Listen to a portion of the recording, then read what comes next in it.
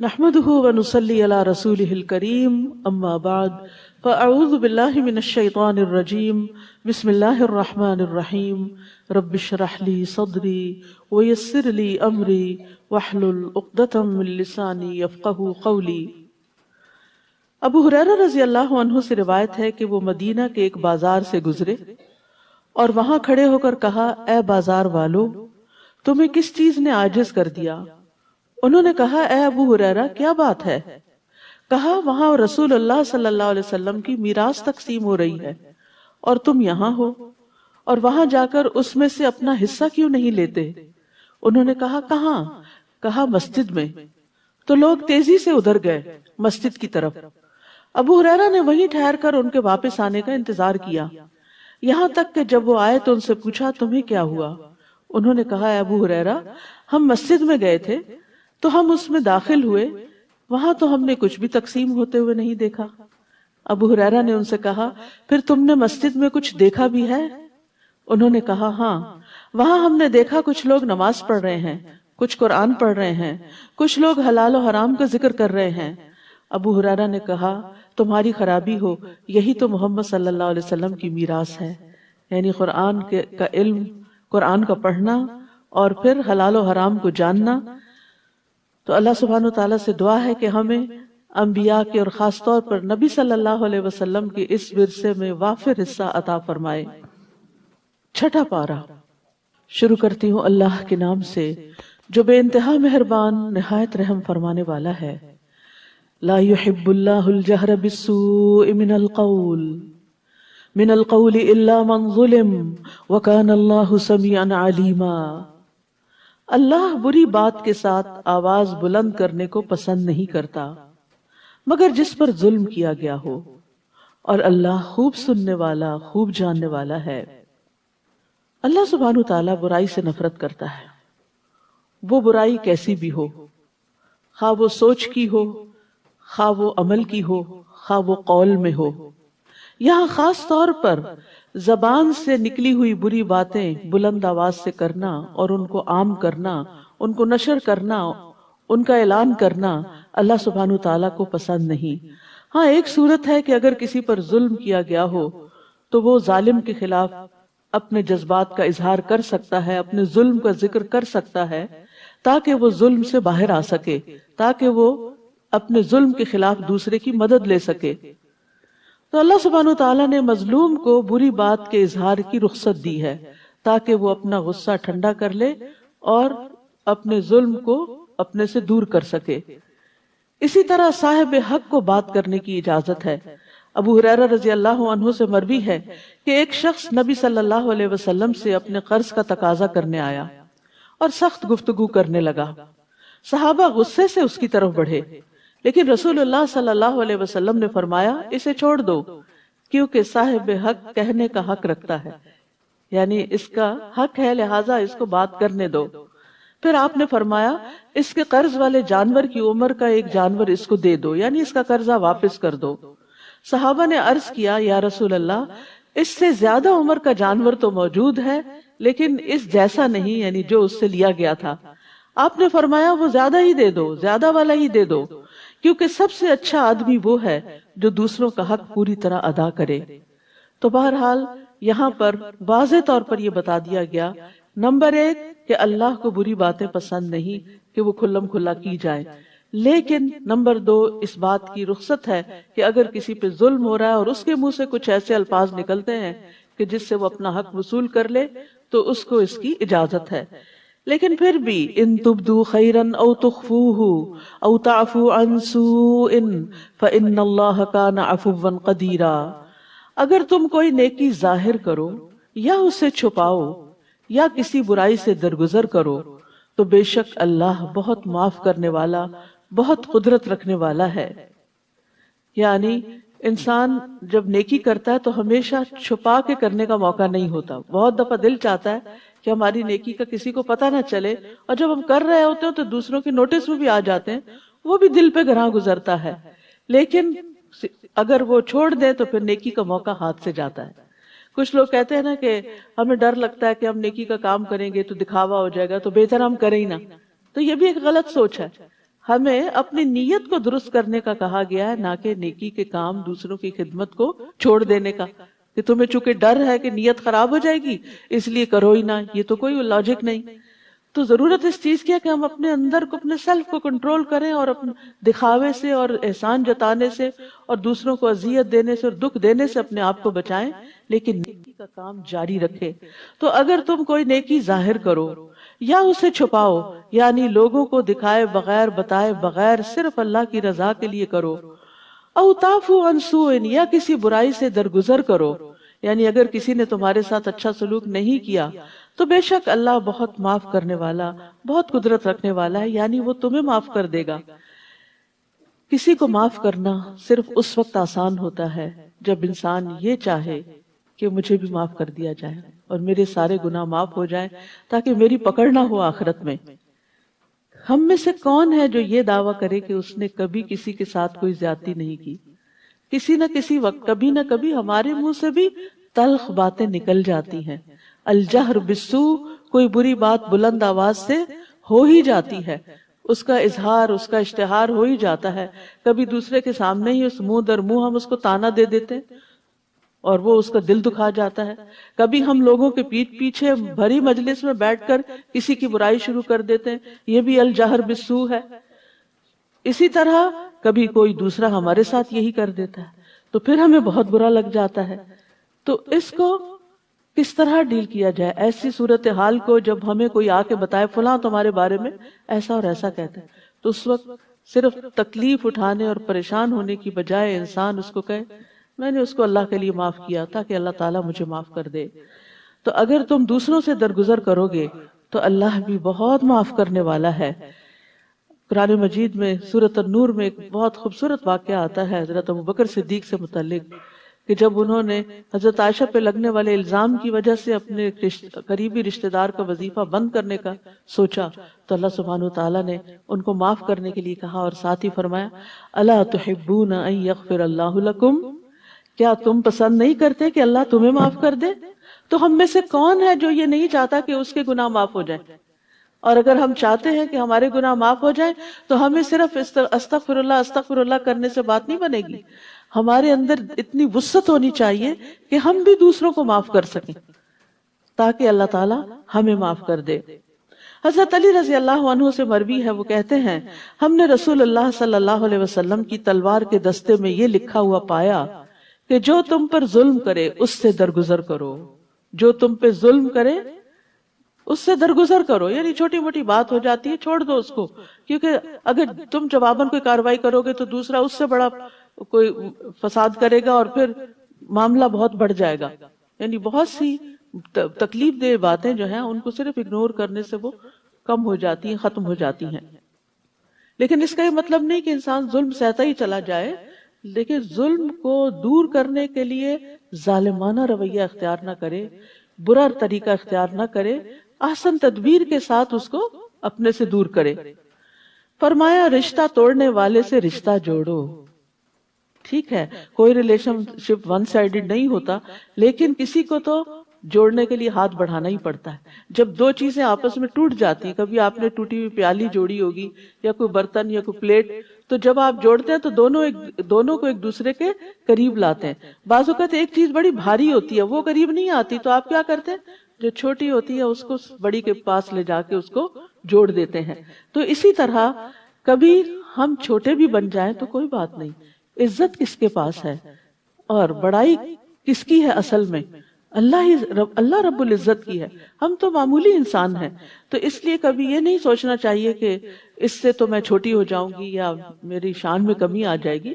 کوئی بات نہیں، کبھی جھک جائیں، ہلکے ہو جائیں اور جا کر دوسرے سے جڑ جائیں، اور آپ دیکھیں گے کہ دوسرا بھی پھر مسکرا پڑتا ہے۔ کبھی ہسبینڈ وائف میں بھی ایسا ہوتا ہے، کبھی بچوں کے ساتھ بھی، دونوں ایک دوسرے سے خفا ہو کے الگ الگ ہو جاتے ہیں، واپس آتے ہیں، ایک ان میں سے آگے بڑھتا ہے، مسکراتا ہے، سلام کرتے تو دوسرا ہنس پڑتا ہے اور معاملہ ختم ہو جاتا ہے۔ لیکن اگر دونوں ہی ضد پر اڑے رہیں، جمے رہیں، معاف نہ کریں، درگزر نہ کریں، تو پھر بعض اوقات ہمیشہ کے لیے الگ ہو جاتے ہیں۔ فرمایا جو تمہارے ساتھ برا کرے اس کے ساتھ احسان کرو، اور یہ بڑے دل والوں کا کام ہے، جس کو اللہ توفیق دے وہی کر سکتا ہے۔ اور حق بات کرو اگرچہ وہ تمہارے نفس کے خلاف ہی کیوں نہ ہو، اپنے خلاف کیوں نہ جاتی ہو وہ بات کر ڈالو، کیونکہ اپنے خلاف بھی جب چیز جاتی ہے نا اور انسان منہ سے بولتا ہے تو پھر انسان اپنی بھی اصلاح کر لیتا ہے کہ میں دوسروں کو تو کہہ رہا ہوں لیکن خود کیا کرتا ہوں۔ اور یاد رکھیے جو درگزر کرتا نہیں اس سے کیا نہیں جاتا۔ عمر رضی اللہ عنہ سے روایت ہے، وہ کہتے ہیں جو شخص رحم نہیں کرتا اس پر رحم نہیں کیا جاتا، جو معاف نہیں کرتا اسے معافی نہیں ملتی، جو درگزر نہیں کرتا اس سے بھی درگزر نہیں کیا جاتا، اور جو توبہ قبول نہیں کرتا یعنی کسی کو معاف نہیں کرتا اس کی بھی توبہ قبول نہیں کی جاتی، جو خود گناہ سے نہیں بچتا اسے بچایا بھی نہیں جاتا، یعنی اسے پھر گناہوں سے بچنے کی توفیق بھی نہیں ہوتی، یعنی جو بچنے کا ارادہ نہیں رکھتا پھر اس کو بچنے کی توفیق نہیں ملتی۔ تو اس لیے جو نیکی کرتا ہے وہ نیکی پاتا ہے، جو خیر کی طرف ایک قدم بڑھاتا ہے اللہ سبحانہ تعالیٰ 10 قدم اس کی طرف آتے ہیں اور اس کو توفیق دیتے ہیں، اور اسی سے زندگی خوبصورت بنتی ہے۔ ہمیشہ صرف اپنے حقوق کا خیال نہیں رکھنا چاہیے، کبھی دوسرے کو اس کے حق سے بڑھ کر دیں تو آپ کو اس سے بھی زیادہ واپس ملے گا۔ پھر فرمایا ان الذین یکفرون باللہ ورسلہ ویریدون ان یفرقوا بین اللہ ورسلہ ویقولون نؤمن ببعض ونکفر ببعض ویریدون ان یتخذوا بین ذلک سبیلا۔ بے شک جو لوگ اللہ اور اس کے رسولوں کا انکار کرتے ہیں اور چاہتے ہیں کہ اللہ اور اس کے رسولوں کے درمیان تفریق کریں، کس طرح؟ اور کہتے ہیں ہم کچھ کو مانتے ہیں اور کچھ کا ہم انکار کرتے ہیں، یعنی بعض لوگ کہتے ہیں ہم اللہ کو تو مانتے ہیں لیکن رسولوں کو نہیں مانتے، بعض کہتے ہیں ہم فلاں اور فلاں رسول کو مانتے ہیں اور فلاں کو نہیں مانتے، اور وہ چاہتے ہیں کہ اس کے درمیان کا کوئی راستہ اپنا لے، یعنی اپنی مرضی کا دین بنا لے۔ اولئک ھم الکافرون حقا، یہی لوگ دراصل حقیقی کافر ہیں، یعنی دین اپنی مرضی سے انٹرپریٹ نہیں کیا جا سکتا، جس چیز کو ماننے کے لیے کہا گیا ہے اس کو ماننا ضروری ہے، یہ نہیں کہ جس کو دل چاہے مان لیں اور جس کا دل چاہے انکار کر دیں۔ اور ہم نے کافروں کے لیے رسوا کن عذاب تیار کر رکھا ہے، مگر جو لوگ اللہ اور اس کے رسولوں پر ایمان لائے اور انہوں نے ان میں سے کسی ایک کے درمیان بھی تفریق نہیں کی، یعنی سب پر ایمان لائے، یہی وہ لوگ ہیں جنہیں وہ ان کے اجر ضرور عطا کرے گا، اور اللہ بہت بخشنے والا نہایت رحم کرنے والا ہے۔ تو یہاں سے یہ بات واضح ہو جاتی ہے کہ آخرت کے عذاب اور رسوائی سے بچنے کے لیے تمام رسولوں پر ایمان لانا ضروری ہے، انکلوڈنگ محمد رسول اللہ صلی اللہ علیہ وسلم۔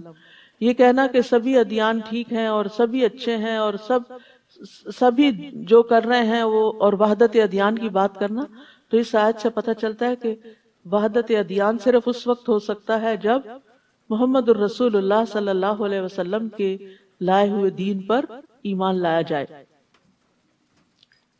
اہل کتاب آپ سے مطالبہ کرتے ہیں کہ آپ ان پر آسمان سے ایک کتاب اتار لائیں۔ در حقیقت انہوں نے موسیٰ سے اس سے بڑی چیز کا مطالبہ کیا تھا، بس انہوں نے کہا تھا ہمیں اللہ کو سامنے دکھاؤ۔ اہل کتاب نے تو کتاب کا کہا ہے، لیکن موسیٰ سے تو اس سے بھی بڑھ کر مطالبہ کیا گیا۔ تو ان کے ظلم کی وجہ سے، یعنی یہ بات ایک ظالمانہ بات تھی، اس کی وجہ سے بجلی کی کڑک نے انہیں پکڑ لیا۔ پھر اس کے باوجود کہ ان کے پاس واضح نشانیاں آ چکی، انہوں نے بچڑے کو معبود بنا لیا۔ پھر بھی ہم نے ان سے درگزر کیا اور ہم نے موسیٰ کو واضح غلبہ عطا کیا، یعنی اپنی قوم کے مقابلے، یعنی وہ اکیلے تھے، ان کے ساتھ ان کے مددگار ان کے بھائی تھے، لیکن عمومی طور پر بنی اسرائیل کا رویہ ایسا نہ تھا کہ وہ اپنے پیغمبر کے مددگار ہوں۔ تو اللہ سبحانہ تعالیٰ نے ایسے سارے لوگوں کے مقابلے میں موسیٰ علیہ السلام کو پھر بھی قوت عطا کی تھی کہ وہ اپنا کام کرتے رہے۔ یعنی بعض اوقات ایسا بھی ہوتا ہے نا کہ آپ کے اپنے لوگ بھی اپنے نہیں ہوتے، آپ کے ساتھی بھی ساتھ نہیں دیتے، تو بھی انسان کو اللہ سے قوت طلب کرنی چاہیے، مانگنی چاہیے، اللہ سے مدد مانگنی چاہیے، اور جس کے ساتھ اللہ کی مدد ہو وہ کبھی بھی کمزور نہیں ہوتا۔ اور ہم نے ان سے پختہ عہد لینے کے لیے کوہ طور کو ان پر اٹھایا اور ان سے کہا کہ دروازے میں عاجزی سے جھکتے ہوئے داخل ہو جاؤ، اور ہم نے ان سے کہا کہ تم ہفتے کے دن میں زیادتی نہ کرو، یعنی اس دن ان پر کام کاج منع تھا کرنا، تو کہا کہ اس دن پھر وہ ساری پابندیاں برداشت کرو۔ اور ہم نے ان سے پختہ عہد لیا لیکن انہوں نے عہد نہیں نبھائے، تو ان کے عہد توڑنے اور اللہ کی آیات کے ساتھ کفر کرنے اور انبیاء کو ناحق قتل کرنے اور ان کے کہنے کے سبب کہ ہمارے دل غلافوں میں ہیں، ہم نے ان پر لعنت کی، بلکہ اللہ نے ان کے کفر کی وجہ سے ان کے دلوں پر مہر لگا دی تو وہ کم ہی ایمان لاتے ہیں۔ تو یاد رکھیے، جو لوگ اللہ کا عہد توڑ دے، جو لوگ انبیاء کے ساتھ زیادتی کریں، اور جو لوگ کوئی بات سننے کو تیار نہ ہو، یہ کہیں کہ ہمارے دل تو غلاف میں محفوظ ہیں، اس مزید کوئی بات ان میں داخل نہیں ہو سکتی، تو پھر اللہ سبحانہ تعالیٰ ایمان لانے کی اور نیک کام کرنے کی توفیق ہی چھین لیتا ہے۔ تو اس لیے غلطی تو کسی سے بھی ہو جاتی ہے، لیکن مومن وہ ہوتا ہے جو غلطی کر کے اصرار نہیں کرتا بلکہ فوراً اللہ کی طرف پلٹتا ہے۔ گناہ چھوٹا ہو یا بڑا ہو، اس پر اصرار نہیں کرنا چاہیے، اس سے فوراً نکلنے کی فکر کرنی چاہیے، تو اس سے انسان کے اندر مزید خیر کا مادہ پیدا ہوتا ہے اور خیر کی توفیق اس کو نصیب ہوتی ہے۔ اور ان کے کفر کرنے اور مریم پر بہت بڑا بہتان لگانے کی وجہ سے اللہ نے ان پر لعنت کی تھی، اور ان کے یہ کہنے کی وجہ سے کہ بے شک ہم نے ہی اللہ کے رسول مسیح عیسیٰ ابن مریم کو قتل کیا ہے۔ اب دیکھیے کہ اللہ کے رسول کو قتل کرنا اور پھر اس ڈھٹائی کے ساتھ اعتراف کرنا۔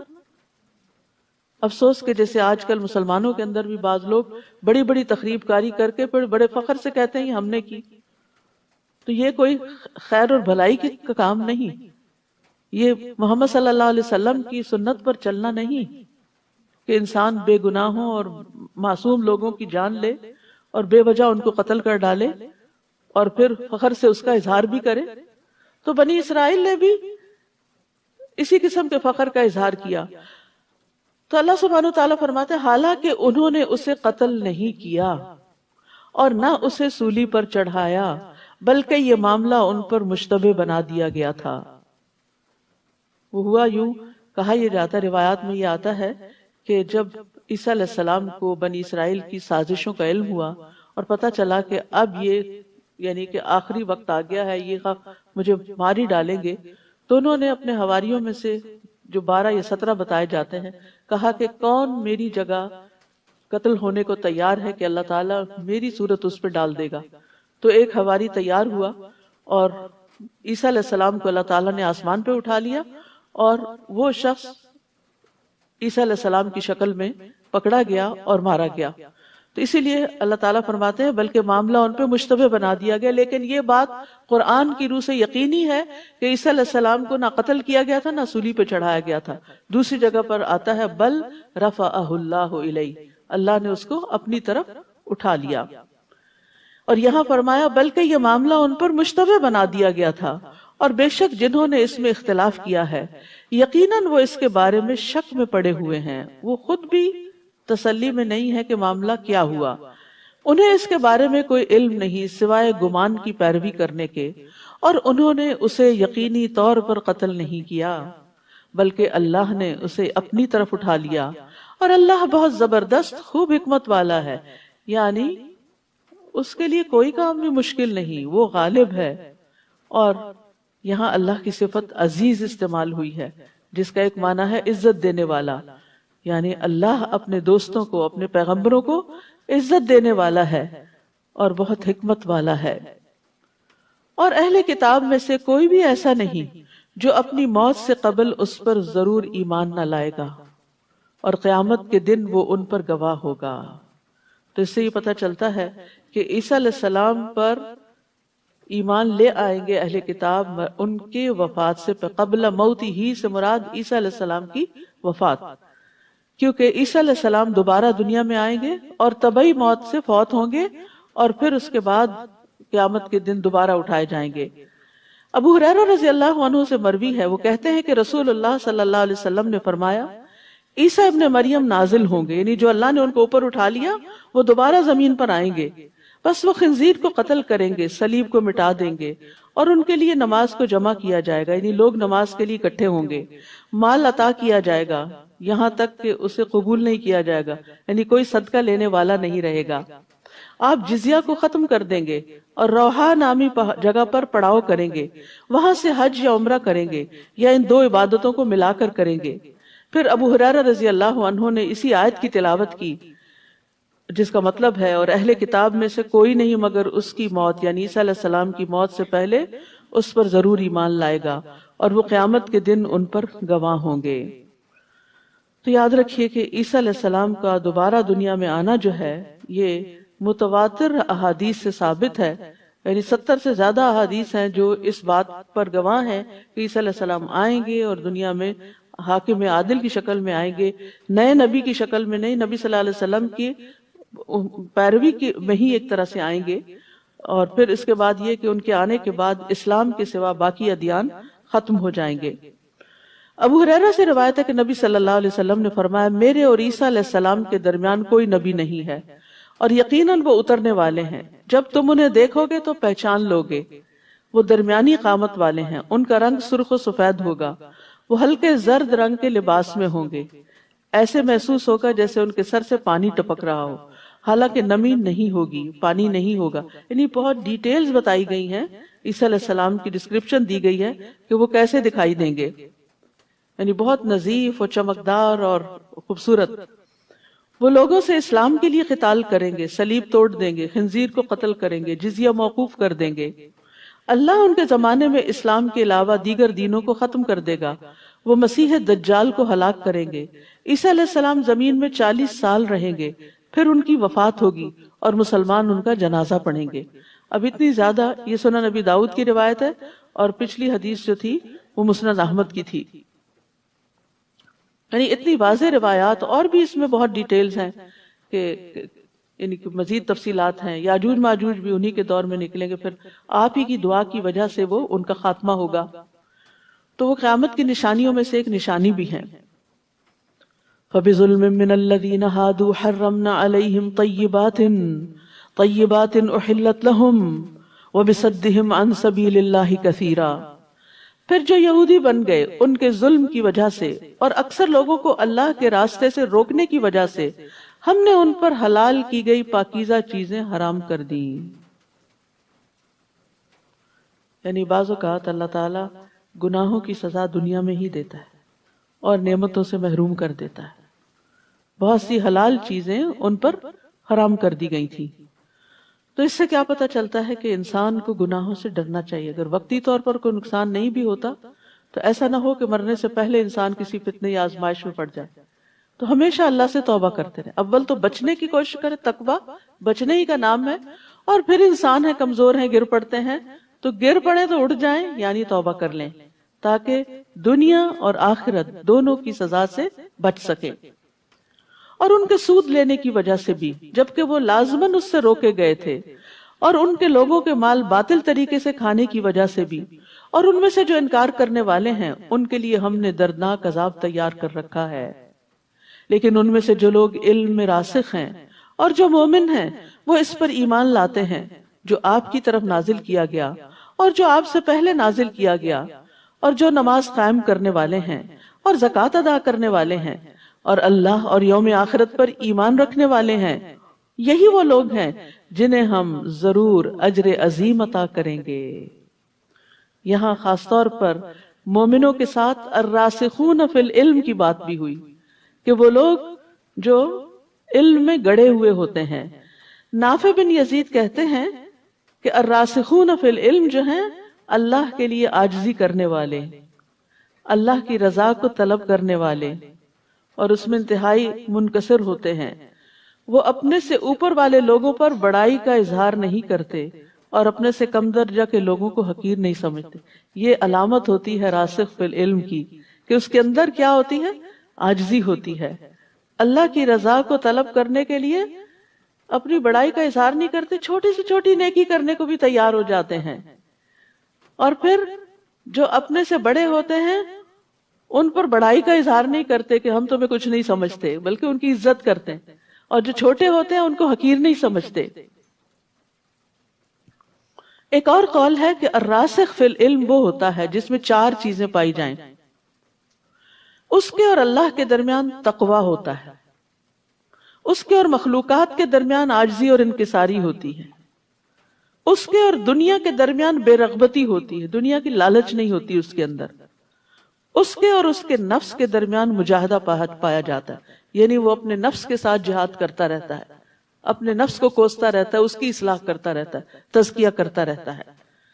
تو علم تو بہت سے لوگ حاصل کرتے ہیں، لیکن علم میں مضبوطی، علم میں پختگی اور علم کی شان چند ہی لوگوں میں نظر آتی ہے، اور وہ عمل سے دکھائی دیتی ہے.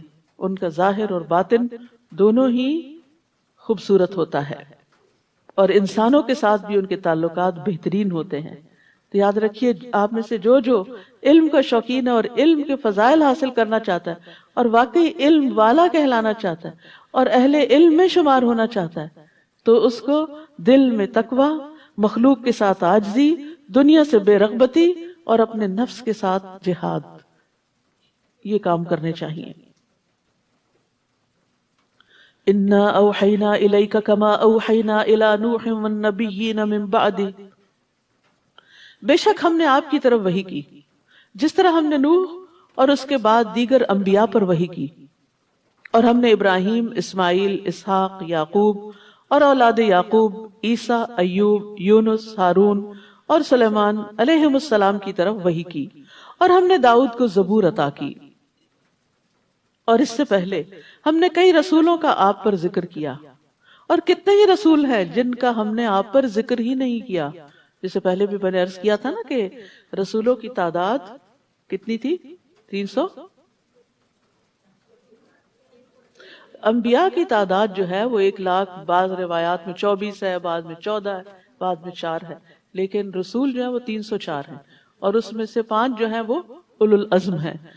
تو ہمیں تو زیادہ سے زیادہ 25 لوگوں کے نام پتہ چلتے ہیں قرآن مجید سے، کچھ بائبل کی روایات وغیرہ سے پتہ چلتے ہیں، لیکن یہ کہ بہت سے، کیونکہ قرآن مجید میں آتا ہے وَإِن مِّن قَرْيَةٍ إِلَّا خَلَا فِيهَا نَذِيرٌ، کوئی بستی ایسی نہیں کہ جس میں کوئی نہ کوئی ڈرانے والا نہ آیا ہو، خبردار کرنے والا نہ آیا ہو.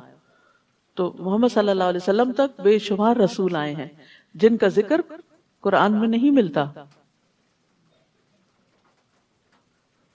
اور اللہ نے موسیٰ سے کلام کیا جیسا کلام کیا جاتا ہے، جیسے بات کی جاتی ہے اس طرح بات کی.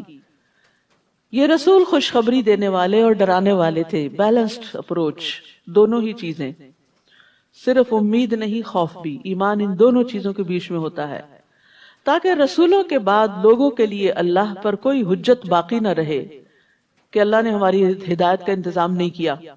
اور اللہ بہت زبردست خوب حکمت والا ہے.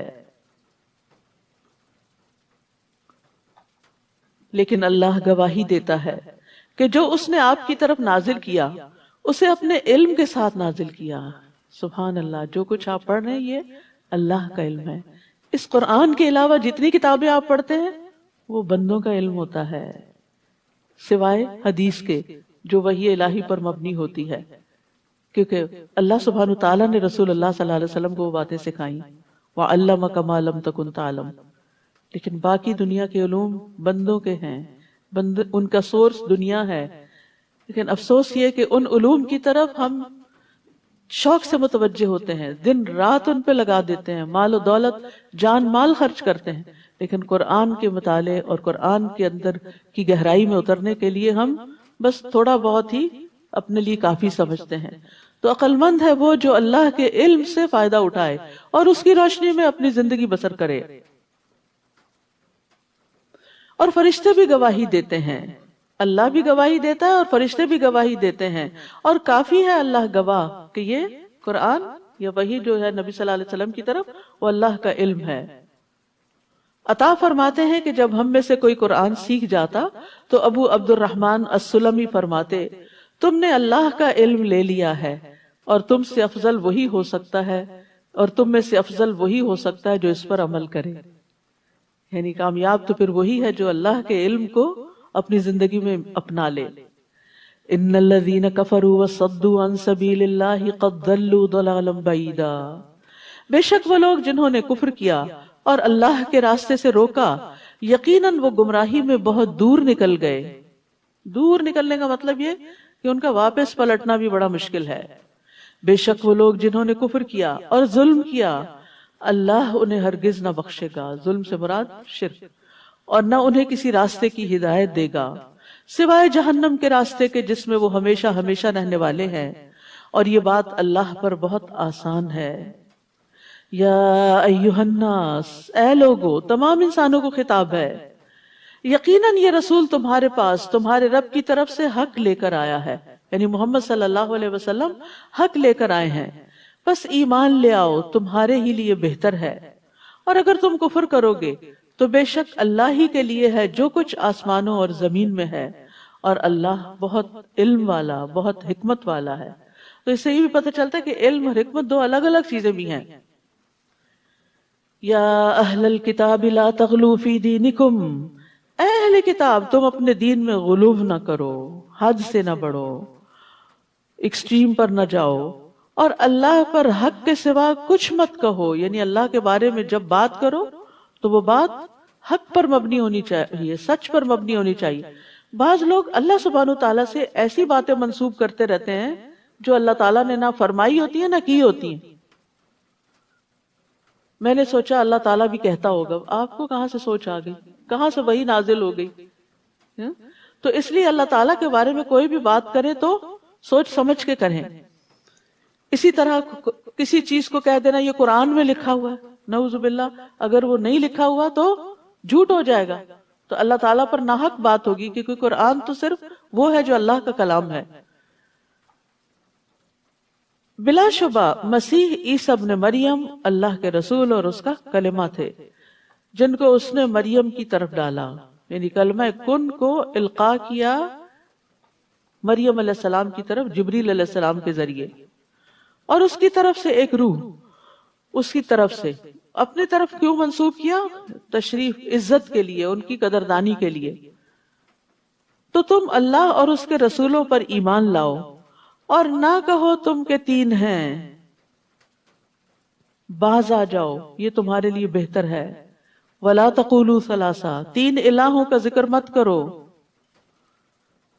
بے شک اللہ ایک ہی الہ ہے. اِنَّمَا اللَّهُ إِلَٰهٌ وَاحِدٌ سُبْحَانَهُ، وہ اس سے پاک ہے ان یکون لہ ولد، کہ اس کے لیے کوئی اولاد ہو. لہ ما فی السماوات وما فی الارض، اسی کا ہے جو کچھ آسمانوں اور زمین میں ہے. وکفی باللہ وکیلا، اور کافی ہے اللہ کارساز، یعنی اللہ کو بیٹے کی ضرورت نہیں، کیونکہ وہ تو زمین و آسمان کی ہر چیز کا ہی مالک ہے. تو یہاں پر اللہ سبحانہ وتعالی اہل کتاب کو اہل کتاب کہہ کر ذمہ داری کا احساس دلا رہے ہیں کہ تم اپنی ہی کتاب کی مخالفت کر رہے ہو. اور پھر خاص طور پر غلو سے منع کیا گیا. دین میں غلو کا مطلب یہ ہوتا ہے کہ دیندار ایسی چیز کو ظاہر کرے جو اس حد کو ہی ختم کر دے جو دین نے اس کے لیے مقرر کی ہیں. اب جیسے یہود نے دین میں غلو کیا کہ انہوں نے عیسیٰ علیہ السلام اور محمد صلی اللہ علیہ وسلم کو نبی ہی نہیں مانا. اسی طرح عیسائیوں نے کیا کیا کہ عیسیٰ علیہ السلام کو نبی ماننے کی بجائے اللہ کا بیٹا بنا دیا. اسی طرح امت محمد صلی اللہ علیہ وسلم میں بھی بعض اوقات غلو پایا جاتا ہے. وہ کس طرح کہ لوگ نبی صلی اللہ علیہ وسلم کا مقام اور مرتبہ بعض اوقات اللہ تعالیٰ کے برابر اور بعض اوقات اس سے بھی آگے بڑھا دیتے. وہ جیسے وہ شعر بنایا ہوا نا، خدا جو پکڑے چھڑا لے محمد، محمد کا پکڑا چھڑا کوئی نہیں سکتا. نعوذ باللہ. اب یہ کہ محمد صلی اللہ علیہ وسلم کا مقام اللہ تعالیٰ سے بھی آگے کر دیا. اور بعض اوقات ایک اور غلو کی قسم ہے کہ اپنے علماء، اپنی پسندیدہ شخصیات، اپنے فقہا اور اپنے جو دین میں اکابر ہیں، بڑے ہیں، ان کی بات کو محمد صلی اللہ علیہ وسلم کی بات سے بھی آگے کر دیا. ان سے بھی ان کا درجہ، یعنی ولیوں کا اور بعض بزرگوں کا درجہ، بزرگان دین کا درجہ اور ان کی عقیدت اور محبت اس قدر زیادہ ہے کہ اس کے مقابلے میں محمد صلی اللہ علیہ وسلم کی تعلیمات سے کوئی واسطہ ہی نہیں اور نہ ان سے ویسی محبت ہے. تو یہ ساری غلو کی قسمیں ہیں. شخصیت پرستی بھی اسی میں آ جاتی کہ کسی انسان کی بات کو اتنی امپورٹنس دینا کہ اللہ اور اس کے رسول کی بات ہی بھول جائے. تو رسول اللہ صلی اللہ علیہ وسلم نے فرمایا اے لوگو تم پر تقوی اختیار کرنا لازم ہے، کہیں ایسا نہ ہو کہ شیطان تمہیں اغوا کر لے۔ میں محمد بن عبداللہ ہوں، اللہ کا بندہ اور اس کا رسول ہوں۔ اللہ کی قسم میں نہیں چاہتا کہ تم لوگ مجھے میرے اس مقام سے بلند کر دو جو اللہ عز و جل نے میرے لیے مقرر کیا ہے۔ تو کسی کو بھی اس کے مقام سے بلند نہیں کرنا چاہیے، جو جس کا مقام ہے اس کو وہیں رکھنا چاہیے، یعنی ہر صاحب حق کو اس کا حق ملنا چاہیے، نہ اس کو بڑھانا چاہیے اور نہ گھٹانا چاہیے۔ مسیح ہرگز آر محسوس نہیں کرتے کہ وہ اللہ کا بندہ ہوں، اور نہ ہی مقرب فرشتے، اور جو کوئی اس کی عبادت سے آر محسوس کرے اور تکبر کرے تو وہ ضرور ان سب کو اپنی طرف اکٹھا کرے گا۔ یعنی مسیح علیہ السلام، عیسیٰ علیہ السلام اس بات میں آر محسوس نہیں کرتے کہ وہ اللہ کے بندے ہوں۔ انہوں نے کبھی بھی اپنے آپ کو اللہ کا بیٹا نہیں کہا، وہ اللہ کا بندہ ہی کہتے ہیں، اور اللہ کے آگے جھکنے والے تھے، اس کی فرما برداری کرنے والے تھے۔ اور یاد رکھیے کسی کو بھی یہ حق نہیں کہ اللہ کی عبادت سے تکبر کرے، آر محسوس کرے، یعنی دین کے کسی حکم پر عمل کرتے ہوئے اسے کوئی آر ہو کہ نہیں اس سے میری شان میں کمی آ جائے گی، لوگ کیا کہیں گے۔ جیسے بعض گیدرنگ میں نماز پڑھنے میں لوگ آر محسوس کرتے ہیں، نہیں میں تو اللہ کا بندہ ہوں، اللہ کے آگے جھک رہا ہوں، سمپل سی بات ہے، اس میں ڈرنے کی تو کوئی بات ہی نہیں، اور نہ کسی کو اوفینڈ کرنے کی کوئی بات ہے۔ میرے نماز پڑھنے سے کوئی اوفینڈ کیوں ہوتا ہے؟ میں کسی کو تو کوئی نقصان نہیں دے رہی، میں تو اپنے رب کے ساتھ وفاداری کا اظہار کر رہی ہوں اور اس کے آگے جھک رہی ہوں۔ رسول اللہ صلی اللہ علیہ وسلم نے فرمایا ایمان والے عاجزی کرنے والے اور نرم ہوتے ہیں، اس مانوس اونٹ کی طرح کہ اگر اس کو چلایا جائے تو وہ چلتا ہے، اگر اس کو پیچھے سے ہانکا جائے تو بھی چلتا ہے، اگر تو اسے چٹان پر بٹھا دے تو وہ بیٹھ جاتا ہے۔ ان میں کوئی اکڑ نہیں ہوتی، انا نہیں ہوتی، حق بات کو سن کر اس کو قبول کر لیتے ہیں، اس کو سمجھ جاتے ہیں، اس کے مطابق عمل کر لیتے ہیں۔ یہ ہے مومن کی شان۔ لیکن افسوس یہ کہ بعض اوقات ہم دین کا کام کرتے ہوئے بھی ایسی انا کا شکار ہو جاتے ہیں کہ اپنے غلط موقف سے بھی ہٹنے کو تیار نہیں ہوتے۔ تو اس لیے مومن کے اندر جو نمایاں خوبی ہے، ابتدا پارے سے لے کے اب تک جو بات ہوئی ہے، وہ کیا ہے کہ اس کے اندر عاجزی ہوتی ہے۔ راسخون فی العلم کے اندر بھی عاجزی ہوتی ہے۔ فَأَمَّا الَّذِينَ آمَنُوا وَعَمِلُوا الصَّالِحَاتِ فَيُوَفِّيهِمْ أُجُورَهُمْ وَيَزِيدُهُمْ مِنْ فَضْلِهِ، تو رہے وہ لوگ جو ایمان لائے اور انہوں نے نیک عمل کیے تو وہ انہیں ان کے اجر پورے پورے دے گا۔ جو محنت کرو گے سب محنت کا صلہ مل جائے گا، کچھ بھی ضائع نہیں ہوگا، اور صرف محنت کا صلہ یا اجرت ہی نہیں ملے گی بلکہ اپنے فضل سے زیادہ بھی دے گا، ایکسٹرا دے گا۔ اور یہی اللہ کی شان ہے، بندہ اپنی حیثیت میں کام کرتا ہے اور اللہ رب العزت اپنی شان کے مطابق دیتا ہے۔ تو اللہ سبحانہ وتعالیٰ آپ کی بھی ان ساری کوششوں کو اپنی شان کے مطابق قبول کرے، کیونکہ بندوں کے لیے جب کوئی بندہ کام کرتا ہے تو بندے اس کا حق ادا نہیں کر سکتے، لیکن جو بندوں کی غلامی سے نکل کر صرف اللہ کی رضا کے لیے کوئی کام کرتا ہے تو اللہ سبحانہ وتعالیٰ اس سے راضی ہو جاتا ہے اور اس کی قدر بڑھا دیتا ہے۔ اور رہے وہ لوگ جنہوں نے عبادت سے آر محسوس کی اور انہوں نے تکبر کیا تو وہ انہیں دردناک عذاب دے گا، اور وہ اپنے لیے اللہ کے سوا کوئی حمایتی اور مددگار نہ پائیں گے۔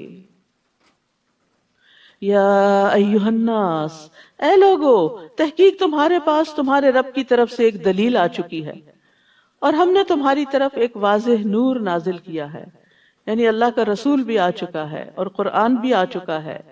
اب کوئی حجت باقی نہیں رہی کہ انسان کہے کہ میرے پاس تو ہدایت حاصل کرنے کا ذریعہ ہی نہیں تھا۔ اگر ہم فائدہ نہ اٹھائیں، مثلا کھانا رکھا ہوا ہو اور آپ نہ کھائیں اور بھوکے مر جائیں تو کس کو بلیم کریں گے؟ اپنے آپ ہی کو۔ تو حق واضح ہے، قرآن و سنت اصل خالص شکل میں موجود ہے، لہٰذا جو فائدہ اٹھانا چاہے وہ اٹھا سکتا ہے، اور جو ان کے ہوتے ہوئے بھی بھوکا رہنا چاہے وہ اپنی جان پر ہی ظلم کرتا ہے۔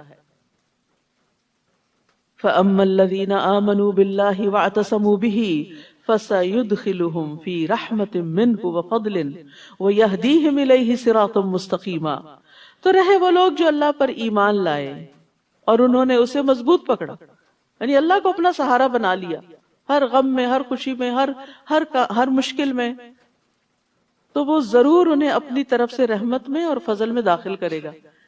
یعنی جو اللہ پر ایمان لا کے اللہ کا سہارا پکڑیں، اللہ سے مدد مانگیں، اللہ سے ہی دعائیں کریں، اللہ کے سپرد اپنے سارے معاملات کر دیں، تو اللہ تعالیٰ ان پر اپنا فضل فرمائے گا اور انہیں اپنی طرف سیدھے رستے کی ہدایت دے گا.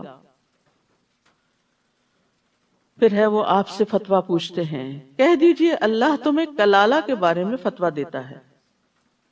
کلالہ کہتے ہیں ایسی میت کو جس کے نہ پیرنٹس ہوں دنیا میں اس کے بعد اور نہ اولاد ہو، لیکن اس نے مال چھوڑا ہو. تو اب اس کا مال کون لے؟ عام طور پر تو وارث کون ہوتے ہیں؟ والدین اور اولاد ہوتی ہے، لیکن یہاں دونوں ہی نہیں ہیں. عمر بن خطاب رضی اللہ عنہ نے جمعے کے دن خطبہ دیا اور انہوں نے اللہ کے نبی صلی اللہ علیہ وسلم کا تذکرہ کیا اور ابو بکر کا تذکرہ کیا. پھر کہا میں اپنے بعد کوئی ایسی چیز نہیں چھوڑ رہا جو میرے ہاں کلالہ سے زیادہ اہم ہو. یعنی وہ اتنی امپورٹنس دیتے تھے ایسے کیسز کو، حالانکہ یہ ریئر کیسز ہوتے ہیں. میں نے رسول اللہ صلی اللہ علیہ وسلم سے کسی چیز کے بارے میں اتنی مراجعت نہیں کی، اتنی دفعہ سوال نہیں کیا جتنی کہ کلالہ کے بارے میں کی، اور آپ نے بھی مجھ سے کسی چیز کے بارے میں اتنی شدت اختیار نہیں فرمائی جتنی کلالہ کے بارے میں فرمائی، حتیٰ کہ آپ نے اپنی انگلی میرے سینے میں چبھوئی اور فرمایا اے عمر، کیا تمہیں موسم گرما میں نازل ہونے والی آیت کافی نہیں جو سورۃ النساء کے آخر میں ہے، یعنی جس سے مسئلہ واضح ہو جاتا ہے. اور میں یعنی عمر اگر زندہ رہا تو اس کے بارے میں ایسا واضح فیصلہ کروں گا کہ جس سے ایسا شخص بھی فیصلہ کر سکے گا جو قرآن پڑھتا اور سمجھتا ہے اور جو نہیں بھی پڑھتا اور سمجھتا. تو بہرحال اللہ سبحانہ وتعالیٰ نے سوال کا جواب خود ہی دے دیا. کیا ہے؟ اگر کوئی ایسا مرد مر جائے میل جس کی کوئی اولاد نہ ہو اور نہ اس کی ایک بہن ہو، یعنی اولاد اور والدین دونوں نہ ہو اور بہن ہو بس، تو اس کے لیے ترکے کا آدھا حصہ ہے، بہن کو آدھا مل جائے گا، اور وہ اس بہن کا وارث ہوگا اگر اس بہن کی کوئی اولاد نہ ہو. یعنی اسی طرح بہن کی بھی اولاد نہیں اور وہ مر گئی، یہ بھائی ہے تو وہ کیا ہے؟ اس کے ترکے کا وارث ہو جائے گا. پھر اگر وہ دو بہنیں ہوں تو ان دونوں کے لیے اس بھائی کے ترکے میں سے 2/3 حصہ ہے، 2/3 ہے. اور اگر وہ کئی بھائی بہن مرد اور عورتیں ہوں تو مرد کے لیے 2 عورتوں کی مانند حصہ ہے. اللہ تمہارے لیے احکام واضح کرتا ہے تاکہ تم گمراہ نہ ہو جاؤ، اور اللہ ہر چیز کو خوب جاننے والا ہے.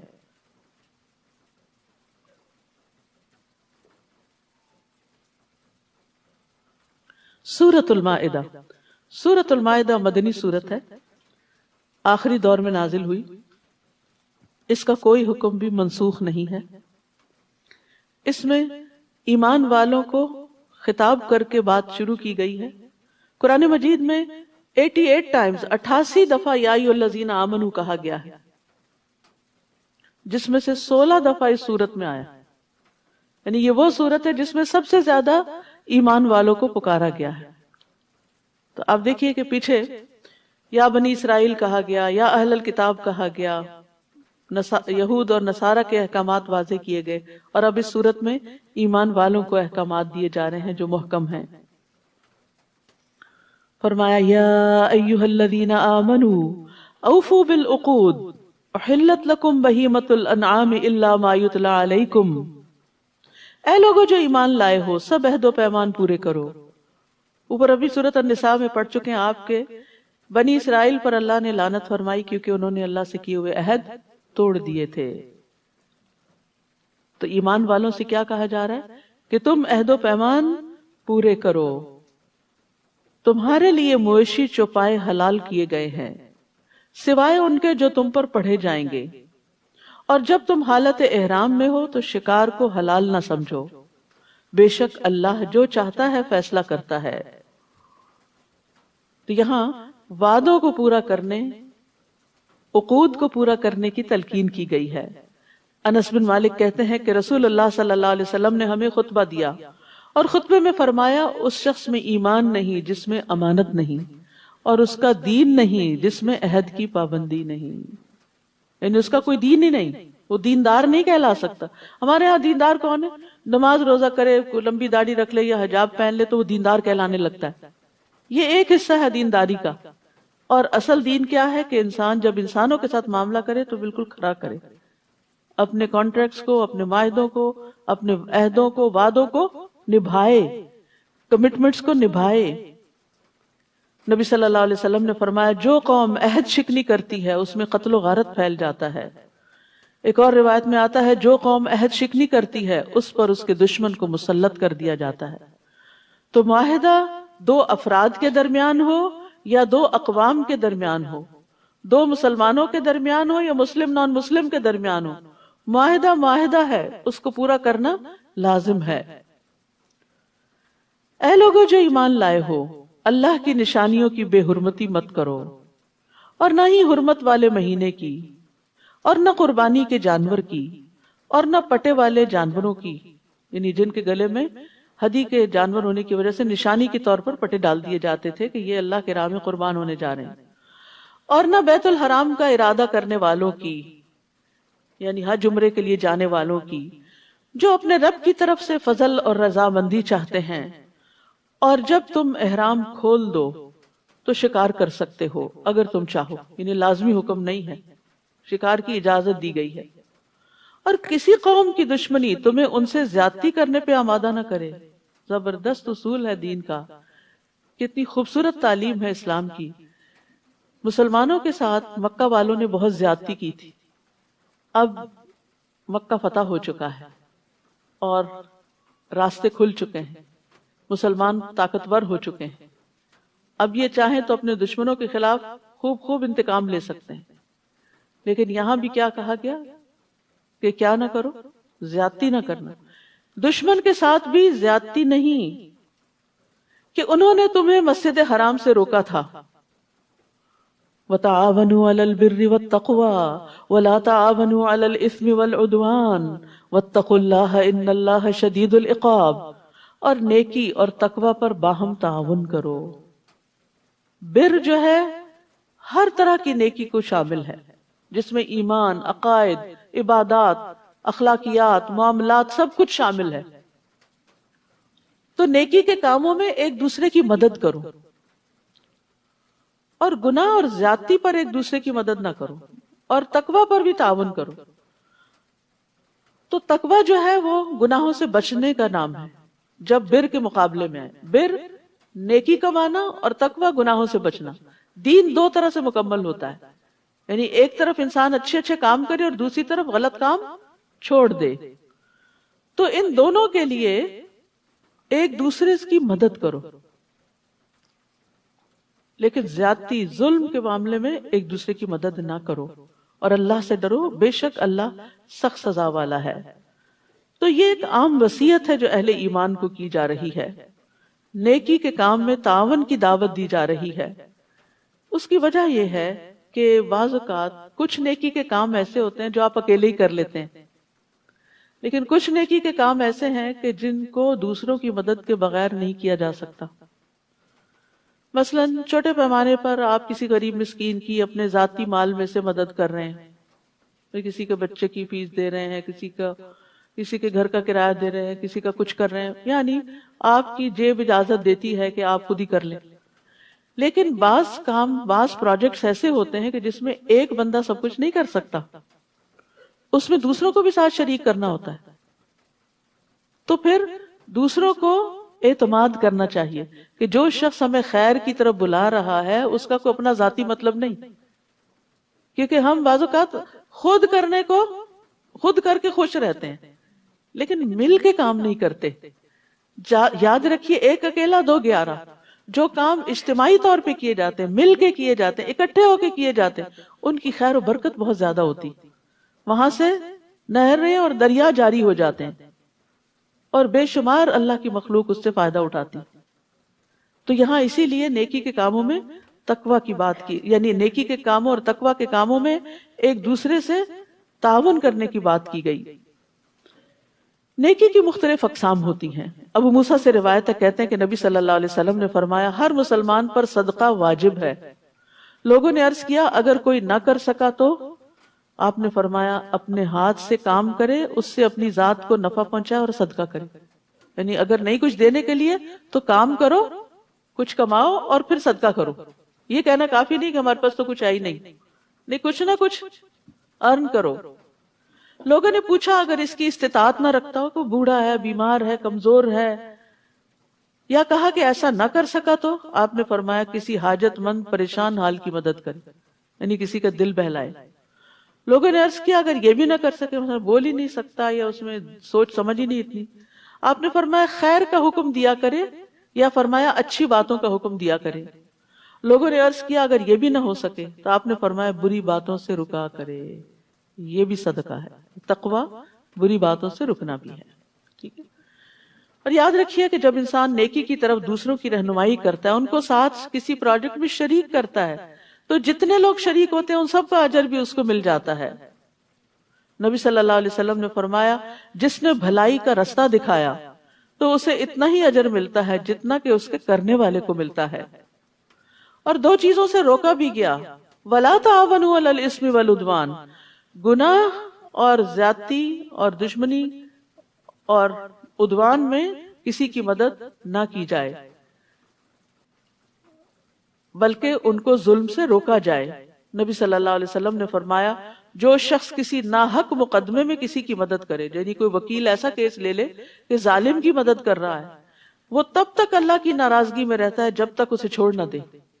تو اس پیشے کو بہت سوچ سمجھ کے اختیار کرنا چاہیے کہ صرف جینوئن کیس ہی لے انسان، غلط لوگوں کی مدد نہ کرے، قاتل کی مدد نہ کرے، چور کی مدد نہ کرے، ظالم کی مدد نہ کرے۔ تو یہ ایک بہت ہی جامع آیت ہے جس کو اپنی زندگی کا ایک رہنما اصول بنا لینا چاہیے کہ جہاں کوئی خیر کا کام کر رہا ہے اس کے ساتھ مدد۔ ایک چھوٹی سی مثال ہے، مثلا ایک شخص ایک ٹیبل اٹھا رہا ہے، اکیلا نہیں اٹھا رہا، آپ دور سے دیکھ رہے ہیں تو آپ وہیں نہیں کھڑے رہتے بلکہ فوراً آگے بڑھتے ہیں کہ میں ساتھ لگ جاتا ہوں۔ یہ ہے تعاون علی البر۔ تو چھوٹی نیکی ہو یا بڑی نیکی ہو، مل جل کے کام کرنا سیکھیں۔ یہ مشکل ضرور ہے لیکن اس سے فائدہ زیادہ بڑا ہوگا۔ پھر فرمایا حرام کیا گیا تم پر مردار اور خون اور خنزیر کا گوشت اور وہ جانور جس پر اللہ کے سوا کسی اور کا نام پکارا گیا، اور گلا گھٹ کر مرنے والا، یعنی رسی گلے میں پھنس گئی مر گیا جانور، اور چوٹ لگ کے مرنے والا، دو لوگوں نے یعنی کہ وہ کسی دیوار سے جا ٹکرایا، اور بلندی سے گر کے مرنے والا، چھت سے گر گیا مثلا، سینگ لگ کے مرنے والا، یعنی ایک دوسرے سے ٹکرے ماری جانوروں نے، اور جس میں سے درندے نے کھایا ہو مگر وہ جسے تم نے مرنے سے قبل ذبح کر لیا، اور جو آستانوں پر ذبح کیا گیا، اور یہ کہ تم تینوں پانسوں کے ذریعے قسمت معلوم کرو، یہ بھی حرام ہے۔ یعنی ہاتھ دکھانا اور پھر لاٹری کے ذریعے قسمت معلوم کرنا، یہ سب بدترین گناہ ہے۔ آج کفر کرنے والے تمہارے دین کو مغلوب کرنے سے مایوس ہو گئے، بس تم ان سے نہ ڈرو، مجھ سے ڈرو۔ الیوم اکملت لکم دینکم، آج میں نے تمہارے لیے تمہارا دین مکمل کر دیا، اور میں نے تم پر اپنی نعمت تمام کر دی، اور اسلام کو بطور دین تمہارے لیے پسند کر لیا۔ تو خوش قسمت ہیں آپ جن کو اللہ نے ماں کے پیٹ سے ہی اسلام کی دولت عطا کی۔ اپنے بچوں کو بھی اس پر فخر دیجئے۔ تو جو کوئی شدید بھوک سے مجبور ہو گیا اور گناہ کی طرف مائل ہونے والا نہیں، تو یقیناً اللہ بہت بخشنے والا، نہایت رحم کرنے والا ہے۔ تو یاد رکھیے دین کی تکمیل اللہ کا احسان ہے۔ نبی صلی اللہ علیہ وسلم کے ذریعے اللہ تعالیٰ نے ہدایت مکمل کر دی لوگوں کے لیے، اور دینی احکامات میں کتاب و سنت کافی ہو جاتے ہیں۔ رسول اللہ صلی اللہ علیہ وسلم نے فرمایا جو چیز تمہیں جنت کے قریب کر سکتی ہے میں نے تمہیں اس کا حکم دے دیا ہے، اور جو چیز تمہیں جہنم کے قریب کر سکتی تھی اس سے بھی منع کر دیا ہے۔ تو دین جو ہے وہ مکمل ہے۔ یہ نہیں کہ کسی چیز کے بارے میں رہنمائی نہیں ملتی، بعض چیزوں کے بارے میں ڈائریکٹ رہنمائی ملتی ہے اور بعض سے انڈائریکٹلی ملتی ہے، استنباط کیا جاتا ہے، اس پہ قیاس کیا جاتا ہے۔ وہ آپ سے سوال کرتے ہیں کہ ان کے لیے کیا کچھ حلال کیا گیا ہے، کہہ دیجئے تمام پاکیزہ چیزیں تمہارے لیے حلال کی گئیں، اور ان شکاری جانوروں کا کیا ہوا شکار بھی حلال ہے جنہیں تم نے سدھا رکھا ہے۔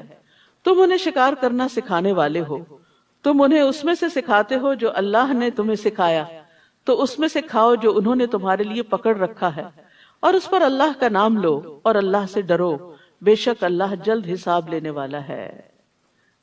اس آیت سے جو بڑی خاص بات پتہ چلتی ہے کہ علم والوں کی بڑی فضیلت ہے، حتیٰ کہ وہ کتا جسے شکار کی تعلیم دی گئی ہو وہ بھی بڑا نفع مند ہوتا ہے، اس کا پکڑا ہوا شکار بھی حلال ہے۔ اس کی دوسروں کے مقابلے میں، دوسرے جانوروں کے مقابلے میں زیادہ فضیلت ہے. حالانکہ لوگ عام طور پر ڈاگ کو بطور گالی بھی استعمال کرتے ہیں، لیکن اس میں بھی اس کو بھی اللہ نے کسی مقصد کے لیے پیدا کیا ہے اور اس سے بھی انسانوں کو فائدے حاصل ہوتے ہیں. لیکن جو خاص بات ہمارے سیکھنے کی ہے وہ یہ کہ اگر ایک جانور سیکھ سکتا ہے تو کیا انسان نہیں سیکھ سکتا؟ کیا ہم نہیں سیکھ سکتے؟ یہ سوچنا کہ اب میری عمر زیادہ ہوگی یا میرا دماغ کام نہیں کرتا، بار بار یہ باتیں نہیں سوچا کرے. سیکھتے رہے سیکھتے رہے. سیکھنا صرف حفظ کرنا نہیں ہوتا کہ جو آپ نے حفظ کر لیا وہ آپ نے سیکھا. اگر آپ نے عمل کر لیا نا تو آپ کے اندر جذب ہو چکا ہے، وہ آپ کو آپ کے جسم نے حفظ کر لیا، آپ کے دل و دماغ نے حفظ کر لیا اس کو، کیونکہ آپ اس پہ عمل کر رہے ہیں. تو اس لیے علم ہر حال میں فائدہ دیتا ہے انسان کو اگر درست نیت سے حاصل کیا جائے. الیوم احل لکم الطیبات، آج کے دن تمہارے لیے تمام پاکیزہ چیزیں حلال کر دی گئی، اور جو لوگ کتاب دیے گئے ان کا کھانا بھی تمہارے لیے حلال ہے، یعنی یہود و نصارہ کا، اور تمہارا کھانا ان کے لیے حلال ہے. اور پاک دامن مومن عورتیں اور پاک دامن عورتیں ان کی جو تم سے پہلے کتاب دیے گئے تھے وہ بھی حلال ہیں، یعنی ان سے نکاح کیا جا سکتا ہے جب تم انہیں ان کے مہر دے دو. سبحان اللہ، مہر کی کتنی تاکید ہے. آزاد عورتوں کو مہر دے دو، غلام عورتوں کو مہر دے دو، اہل کتاب کی عورتوں سے نکاح کرو تو مہر دے دو. کسی بھی عورت سے نکاح کرو گے تو مہر دینا لازم ہے، بشرطے کہ نکاح میں لانے والے ہو، یعنی قید نکاح میں لانے والے ہو، نہ کہ بدکاری کرنے والے اور نہ چھپے دوست بنانے والے. یعنی یہ نہیں کہ ان کی خواتین کو صرف گرل فرینڈز بنا کر ان کو انجوائے کیا جائے اور اس کے بعد ان کو چھوڑ دیا جائے جب ان سے کوئی فائدہ حاصل نہ ہو یا عمر رسیدہ ہو جائے. نہیں، کسی بھی عورت کے لیے یہ چیز بہت تکلیف دہ اور نقصان دہ ہے کہ کوئی مرد اس سے فائدہ اٹھائے لیکن اس کے لیے قوام نہ بنے، اس کو پروٹیکشن نہ دے، اس کو نان نفقہ نہ دے، اس کی ضروریات کا خیال نہ رکھے. تو ہمارے دین نے جہاں شادی کی اجازت دی، حکم دیا، اس کو عبادت قرار دیا، وہاں فریق ثانی کے حقوق کو ادا کرنے کی بھی بڑی تلقین ہے، چاہے کوئی مسلمان عورت ہو یا اہل کتاب میں سے کوئی ہو یا لونڈی غلام ہو. رسول اللہ صلی اللہ علیہ وسلم نے فرمایا، مہر یا جس وعدے کے ساتھ عورت کی شرمگاہ کو حلال کیا جاتا ہے تو یہ اسی عورت کا حق ہے، اس کا باپ بھائی کوئی اور نہیں لے سکتا اس مال کو اس سے. اور عقد نکاح کے بعد جس چیز کے ساتھ عورت کے باپ بھائی یا وارث کی تکریم کی جائے وہ اسی کا ہوگا، یعنی اگر کسی کو کوئی تحفہ دیا جائے گا تو وہ اسی کا ہوگا. اور انسان کی جس کے بدلے میں سب سے زیادہ تکریم کی جانی چاہیے وہ اس کی بیٹی یا بہن ہے، یعنی بیٹی یا بہن کو جو اس نے بیاہ کے دیا ہے تو اس بنا پر اس شخص کی بھی عزت کرنی چاہیے، سسرال کی عزت کرنی چاہیے. اور آج کیا ہے کہ جس کی بہن یا بیٹی لے لیتے ہیں اسی کو ذلیل کر کے رکھ دیتے ہیں. یہ ہمارے ہاں معلوم نہیں کہاں سے یہ رسمیں آ گئی کہ سسرال کو ایک شجر ممنوعہ سمجھ لیا گیا اور دشمن ہی سمجھ لیا گیا، چاہے لڑکی کے لیے ہو یا لڑکے کے لیے، دونوں طرف سے کوتاہیاں ہیں. حالانکہ یہ بڑے داماد بھی بڑے پیار کا رشتہ ہے، بہو بھی بڑے پیار کا رشتہ ہے. تو ان رشتوں کی بنا پر ہمارا دین ہمیں کیا کہتا ہے کہ ایک دوسرے کی عزت کرو، ایک دوسرے کی تکریم کرو. اس نے تمہیں اپنے جگر گوشہ تمہیں دے دیا، اسے پیدا کیا تکلیف اٹھا کر، پالا تکلیف اٹھا کر، پڑھایا لکھایا، سنوارا، تربیت کی اور پھر تمہارے حوالے کر دیا تاکہ تم اس کی قدر کرو اور وہ تمہارے لیے صالح اولاد پیدا کرے، نہ کہ ایک دوسرے کو ستانے والے بن جاؤ، چھوٹی چھوٹی باتوں پر ایک دوسرے کی عزت اتارنے والے. یہ کسی مومن کی شان نہیں ہوتی، مومن تو درگزر کرنے والا ہوتا ہے. خادم کے بارے میں پوچھا گیا کہ کتنی دفعہ اس کی غلطی معاف کریں، فرمایا 70 دفعہ. تو اگر خادم کی 70 دفعہ معاف کرنے کا حکم ہے تو بیٹی یا بہو یا شوہر اور بیوی ایک دوسرے کی کتنی دفعہ معاف کریں. یہ زندگی معاف کر کر کے ہی چل سکتی ہے، ورنہ اگر آپ ایک دوسرے کی پک کرنے لگے غلطیاں تو پھر آپ آگے نہیں بڑھ سکتے. اے لوگو جو ایمان لائے ہو، جب تم نماز کے لیے کھڑے ہو تو اپنے چہروں اور اپنے ہاتھوں کو کوہنیوں تک دھو لو. تو اپنے چہروں اور اپنے ہاتھوں کو کوہنیوں تک دھو لو اور اپنے سروں کا مسح کر لو اور اپنے پاؤں کو ٹخنوں تک دھو لو. یہ وضو کا طریقہ بتایا گیا ہے. اور اگر تم حالت جنابت میں ہو تو خوب پاک ہو جاؤ.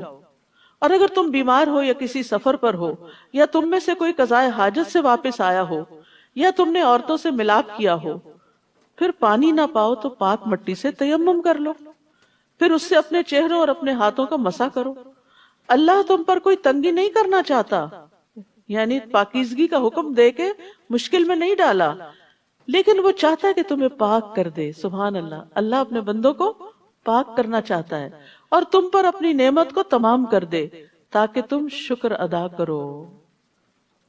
تو اللہ سبحانہ وتعالی کا مکمل انعام یہ ہے کہ اللہ وضو کے ذریعے گناہوں کو معاف کرتا ہے، اور اچھی طرح وضو کرنا نصف ایمان ہے۔ وضو ظاہری نجاست کو بھی دور کرنے کا ذریعہ اور باطن کی گندگی بھی دور ہوتی۔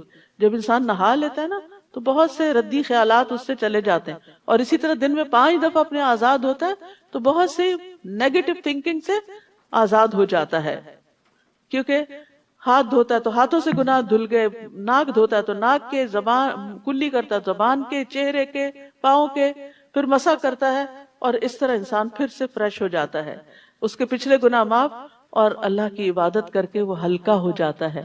تو پیاری بہنوں کو وضو اور نماز کے بڑے فائدے ہیں اگر ہم سمجھیں، اور اس کو اللہ نے اپنی نعمت کا تمام کرنا کہا ہے۔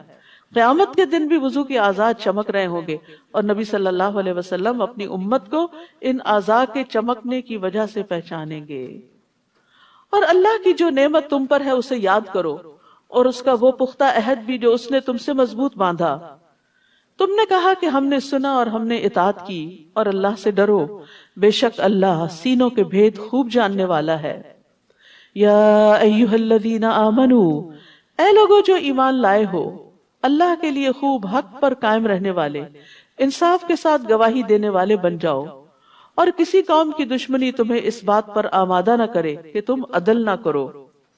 عدل کرو، یہ تقوی سے زیادہ قریب ہے، انصاف، اور اللہ سے ڈرو، بے شک اللہ خوب خبر رکھنے والا ہے اس کی جو تم عمل کرتے ہو۔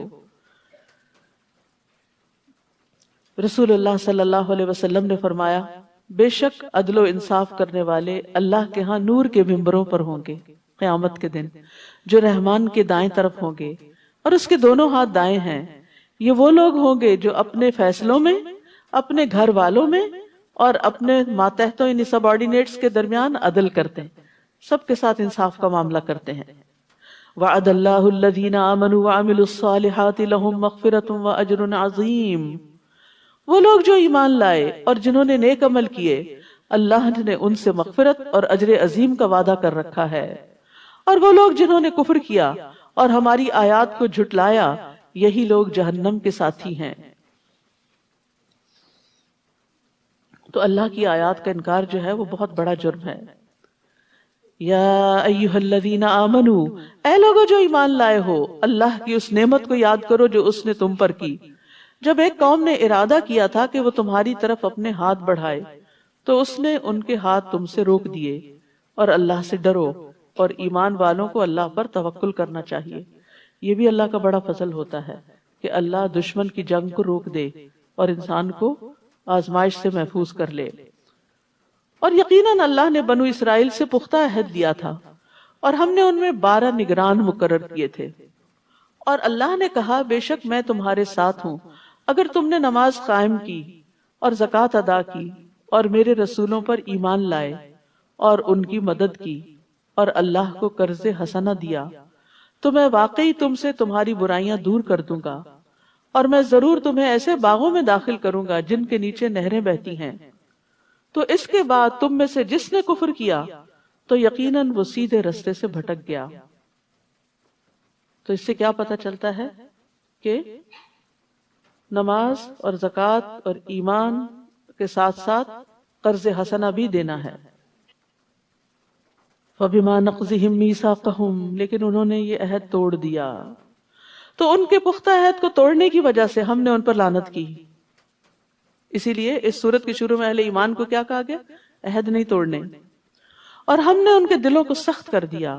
یاد رکھیے جب گناہ کرتا ہے نا انسان تو دل پہ سیاہ دھبا لگتا ہے، توبہ نہیں کرتا تو بڑھ جاتا ہے، حتیٰ کہ دل سخت ہو جاتا ہے، پھر بڑی سے بڑی نصیحت بھی اثر نہیں کرتی، وہ الفاظ کو ان کی اصل جگہوں سے تبدیل کر دیتے ہیں، اتنے بڑے بڑے دھوکے کرتے ہیں، اور جو نصیحت وہ کیے گئے تھے اس کا ایک بڑا حصہ وہ بھول گئے، اور آپ ہمیشہ ان کی طرف سے کسی نہ کسی خیانت پر اطلاع پاتے رہتے ہیں، سوائے ان میں سے چند لوگوں کے۔ پس آپ انہیں معاف کر دیں اور درگزر کریں، بے شک اللہ احسان کرنے والوں سے محبت کرتا ہے۔ آپ دیکھیے کہ یہاں خیانت کرنے والوں سے کیا رویہ اختیار کریں۔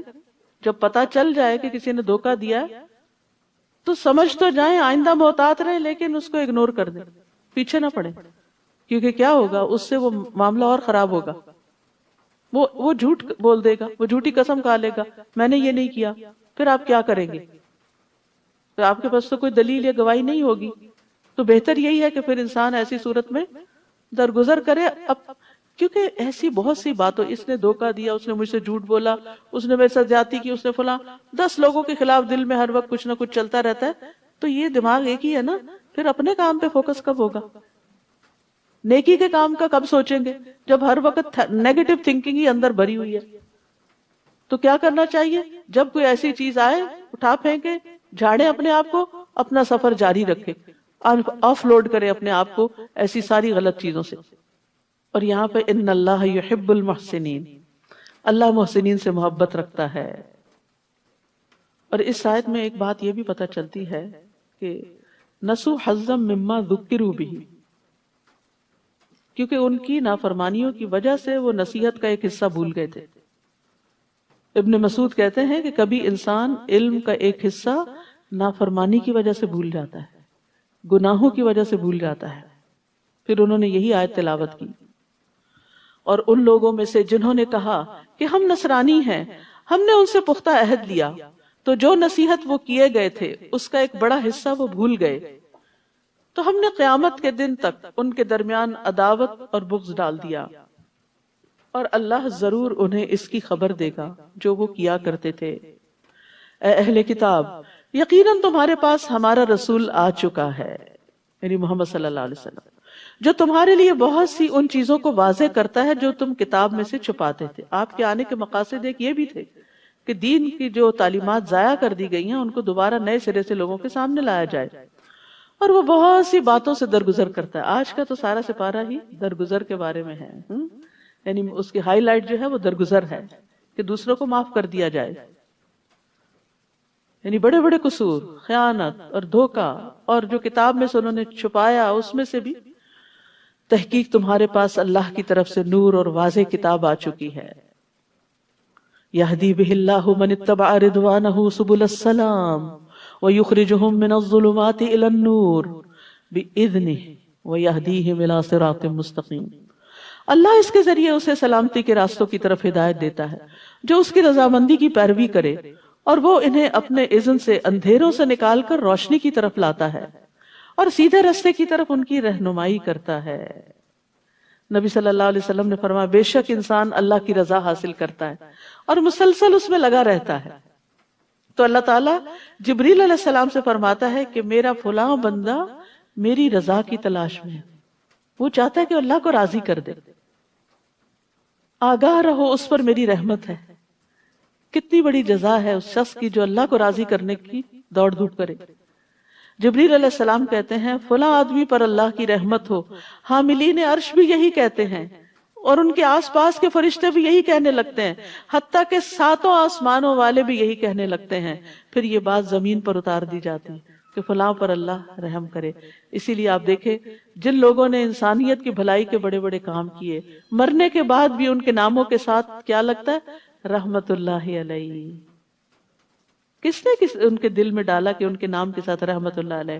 اور اگر عربی میں نہیں تو لوگ عام طور پر جو نیک کام کرنے والے ہوتے ہیں، اللہ اس پہ رحم کرے، اللہ اس سے راضی ہو، اس نے میرے لیے یہ اور یہ کیا، اس نے فلاں اچھا کام کیا۔ ایک دفعہ زندگی ملی ہے نا، تھوڑی تکلیف اٹھا کے اچھے اچھے کاموں میں اپنے آپ کو لگائیں تاکہ دنیا میں بھی خیر ہو اور آخرت میں بھی خیر ہو، ورنہ صرف نفس کے پیچھے چل کے اور اپنے غیظ غضب اور اپنی منفی عادتوں کو آگے کر کے اور اس کو ہر وقت جسٹیفائی کر کے اپنے آپ کو ضائع کرنا ہے، اور یہ وقت بھی اور عمر اور مال ہر چیز گنوا کے جانے والی بات۔ تو اس لیے کسی نے زیادتی کی، معاف کیا، آگے چلے، اپنی طرف سے احسان کیا، اور اپنا فوکس نہیں بھولے کہ مجھے زندگی میں کیا کرنا ہے۔ اپنے پیشن دیکھیں کہ کیا ہے آپ کا، کوئی اچھا کام کرنے کا یا بس اسی قسم کی جھگڑوں میں پڑے رہنے کا؟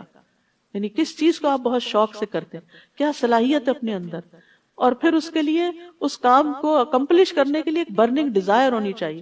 یہ برننگ ڈیزائر ہر فضول چیز کو جلا دیتی، ختم کر دیتی، اور انسان کو روشنی دکھاتی ہے اور صحیح رستے پہ رہتا ہے انسان پہ.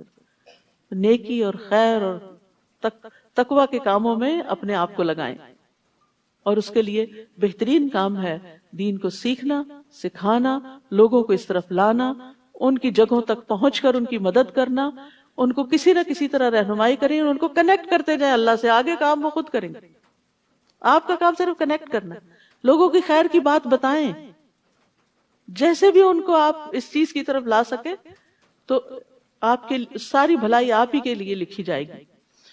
پھر فرمایا لقد کفر الذین قالوا ان اللہ هو المسیح ابن مریم، یقیناً ان لوگوں نے کفر کیا جنہوں نے کہا کہ بے شک اللہ وہی مسیح ابن مریم ہے، یعنی مسیح علیہ السلام کو الہ کا درجہ دے دیا.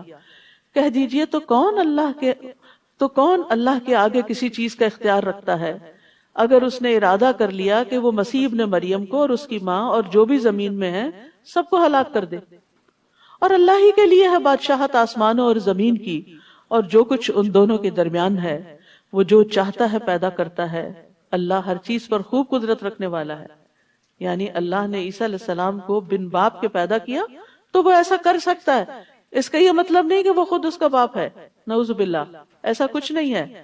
اور ان کی ایک معجزانہ ولادت کا یہ مطلب بھی نہیں کہ اللہ نے ان کو معبود بنا دیا کہ تم ان کی عبادت کرنے لگو یا ان کے بارے میں غلو کرو، حد سے بڑھ جاؤ ان کی عقیدت میں. اور یہود و نصارہ نے کہا کہ ہم اللہ کے بیٹے اور اس کے محبوب ہیں. کہہ دیجئے پھر وہ کیوں تمہیں تمہارے گناہوں کی وجہ سے عذاب دیتا ہے، بلکہ تم ایک انسان ہو ان میں سے جنہیں اس نے پیدا کیا، یعنی تم بھی دوسرے انسانوں کی طرح انسان ہو. وہ جسے چاہے گا بخش دے گا اور جسے چاہے گا عذاب دے گا. بہت ڈرنے والی بات ہے. تو جو مومن ہوتا ہے وہ کبھی اللہ کے عذاب سے بے خوف نہیں ہوتا، وہ فکر کرتا رہتا ہے، وہ اپنی نیکیوں کو بڑی چیز نہیں سمجھتا. اور اللہ ہی کے لیے ہے بادشاہت آسمانوں اور زمین کی اور جو ان دونوں کے درمیان ہے، اور اسی کی طرف لوٹنا ہے. تو یاد رکھیے اللہ کی محبت محض تمنا کرنے سے نہیں ملتی، بلکہ ان کاموں سے ملتی ہے جنہیں وہ پسند کرتا ہے.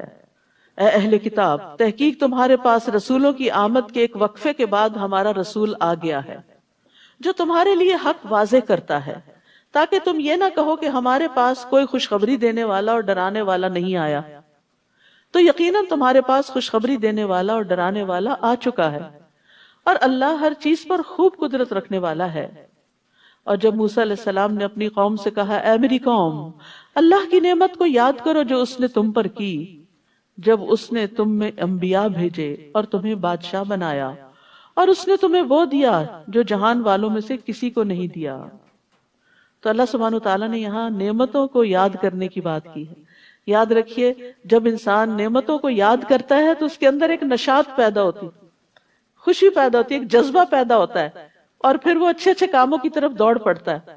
اور جو انسان الٹ سوچتا ہے کہ میرے پاس تو کچھ ہے ہی نہیں، میں کیا کروں، اور دوسروں سے خود کو کمپیئر کرتا رہتا ہے، اس کے پاس تو گاڑی ہے، میرے پاس تو گاڑی نہیں، میں تو کچھ کر نہیں سکتا، اس کا تو اپنا گھر ہے، میرا تو ہے نہیں، تو اس لیے مجھے تو اسی کے لیے بس کام کرنا ہے.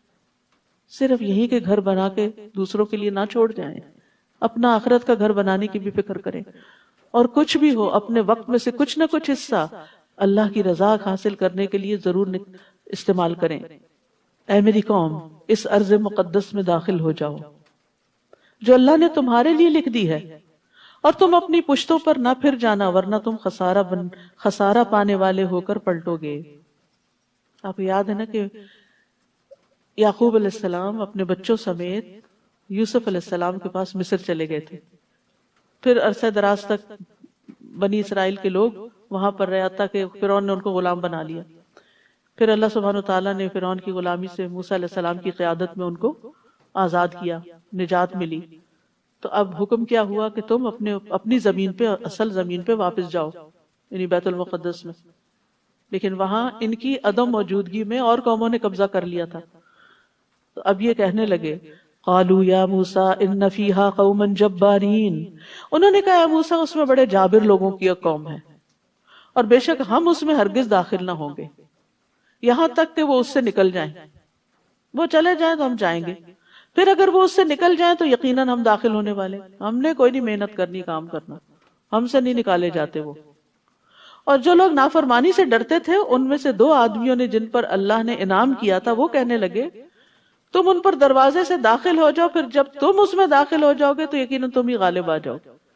کہتے ہیں نا کہ جو دروازہ کھٹکھٹائے اس کے لیے دروازہ کھول دیا جاتا ہے۔ جو پہلے ڈر کے بیٹھ جائے نہیں میں نے نہیں کھٹکھٹانا، پتہ نہیں کھلے گا کہ نہیں کھلے گا، اور میرے لیے بڑا مشکل ہے وہاں تک جانا کہ جا کے میں کھٹکھٹاؤں، تو جو شخص محنت نہیں کرتا، کوشش نہیں کرتا، اس کے لیے دروازے نہیں کھلتے۔ یہ بڑا اہم اصول یہاں پر بتایا گیا ہے کہ دروازے میں داخل ہو جاؤ، جب داخل ہو جاؤ گے تو غالب آ جاؤ گے۔ کام شروع کر دو، بہت باتیں مت سوچو، کام شروع کر دو، جب شروع کر دو گے تو اللہ تعالیٰ منزل تک بھی پہنچا دے گا، جو چاہتے وہ مل جائے گا۔ لیکن پہلے سے اگر انسان منفی سوچے پتہ نہیں یہ پروجیکٹ میں شروع کروں کہ نہ، یہ کلاس میں جوائن کروں کہ نہ، یہ خیر کا کام شروع کروں، پتہ نہیں کوئی میری مدد کرے گا یا نہیں، کوئی ساتھ دے گا کہ نہیں، شروع تو کرو۔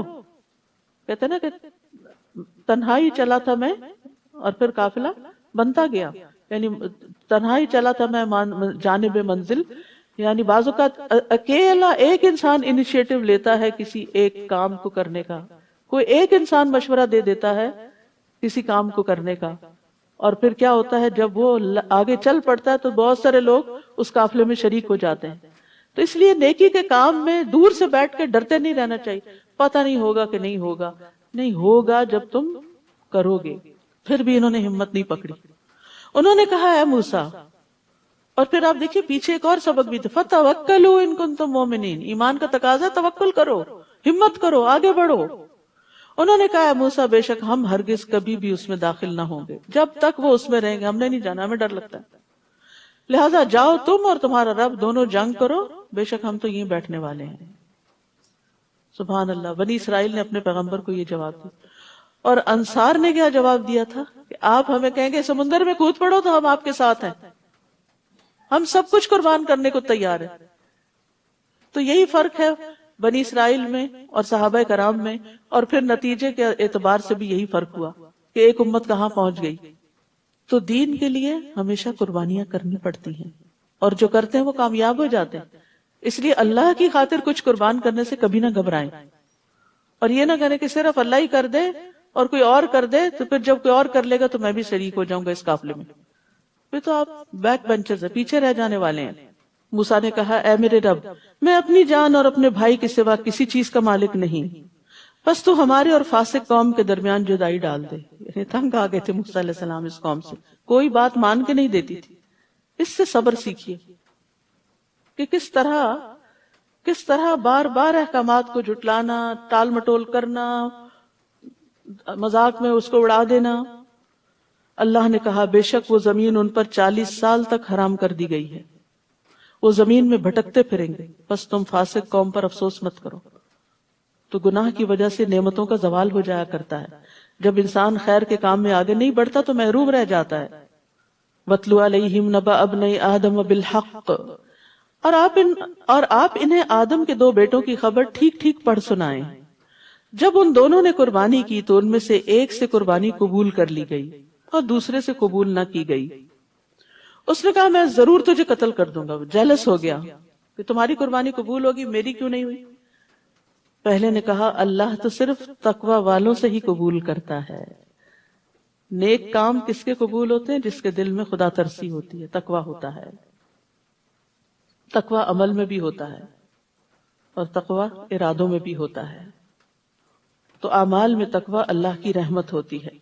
اگر تو نے مجھے قتل کرنے کے لیے میری طرف اپنا ہاتھ بڑھایا تو میں تمہیں قتل کرنے کے لیے تمہاری طرف اپنا ہاتھ نہیں بڑھاؤں گا، کیونکہ میں اللہ سے ڈرتا ہوں، میں زیادتی نہیں کروں گا، جو رب ہے تمام جہانوں کا۔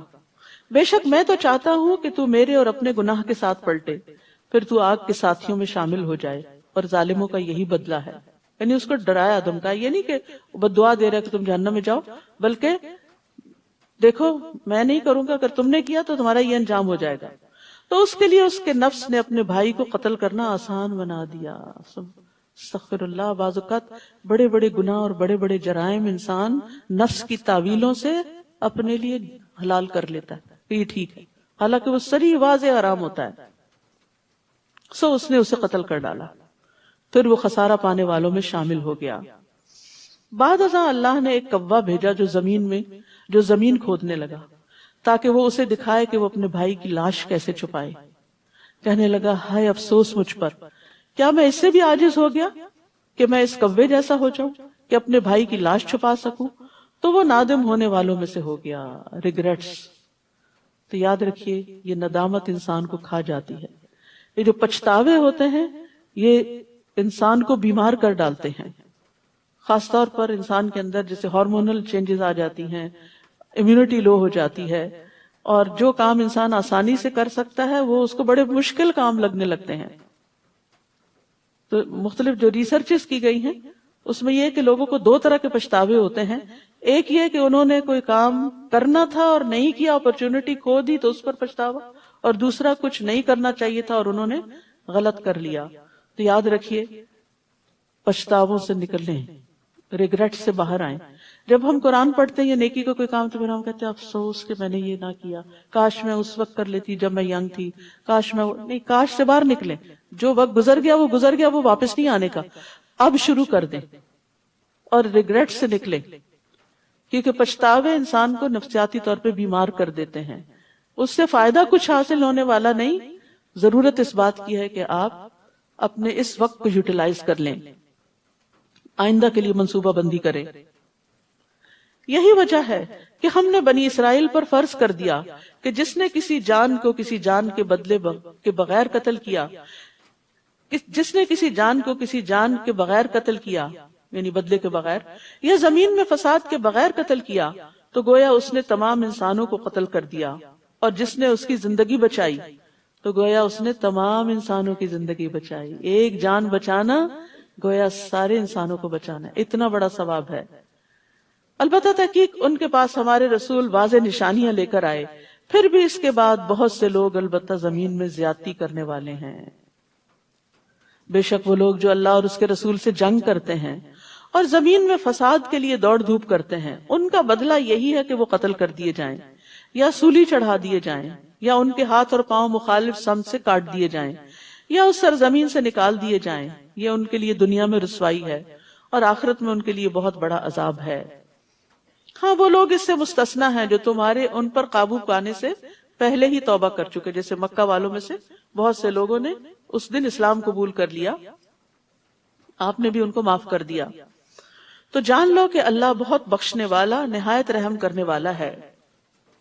اے لوگو جو ایمان لائے ہو، اللہ سے ڈرو اور اس کی طرف قرب کا وسیلہ تلاش کرو اور اس کی راہ میں جہاد کرو تاکہ تم فلاح پا جاؤ، یعنی اللہ کے قریب ہونے کے بہانے تلاش کرو، ذریعے تلاش کرو۔ وہ کیا ہے؟ نیکی کے کام، جیسے نماز قرب کا ذریعہ ہے۔ رسول اللہ صلی اللہ علیہ وسلم نے فرمایا اے کعب، نماز قربت کا ذریعہ ہے، سجدہ قربت کا ذریعہ ہے۔ یعنی اگر وسیلہ تلاش کرنا ہے تو کسی اور انسان کو پکڑ کے بیچ میں نہیں لاؤ، نیکیوں کی کثرت کرو، اپنے نیک اعمال کا وسیلہ بناؤ۔ جیسے وہ غار میں پھنسنے والوں نے نیک اعمال کا وسیلہ بنا کر دعا کی تھی تو ان کی دعا قبول ہوئی اور وہ غار سے باہر آ گئے۔ قرآن سے تعلق اللہ کے قرب کا ذریعہ ہے۔ رسول اللہ صلی اللہ علیہ وسلم نے فرمایا بے شک کچھ لوگ اللہ والے ہیں۔ صحابہ نے عرض کیا اللہ کے رسول وہ کون ہیں؟ آپ نے فرمایا قرآن والے اہل اللہ اور اس کے خاص لوگ ہیں۔ اسی طرح رات کے آخری حصے میں بندہ اپنے رب سے بہت قریب ہوتا ہے، تہجد کا وقت۔ اگر تم اس وقت اللہ کا ذکر کرنے والوں میں سے ہو سکو تو ایسا کر لیا کرو۔ پھر فرمایا بے شک وہ لوگ جنہوں نے کفر کیا، اگر ان کے لیے زمین میں جو کچھ ہے سارے کا سارا ہو اور اس کے ساتھ اتنا اور بھی ہو تاکہ وہ اس کے ذریعے قیامت کے دن عذاب سے بچنے کے لیے معاوضے میں دے دیں، تو وہ ان سے قبول نہ کیا جائے گا اور ان کے لیے دردناک عذاب ہے۔ وہ چاہیں گے کہ آگ سے نکل جائیں لیکن وہ اس سے نکلنے والے نہیں، اور ان کے لیے قائم رہنے والا عذاب ہے۔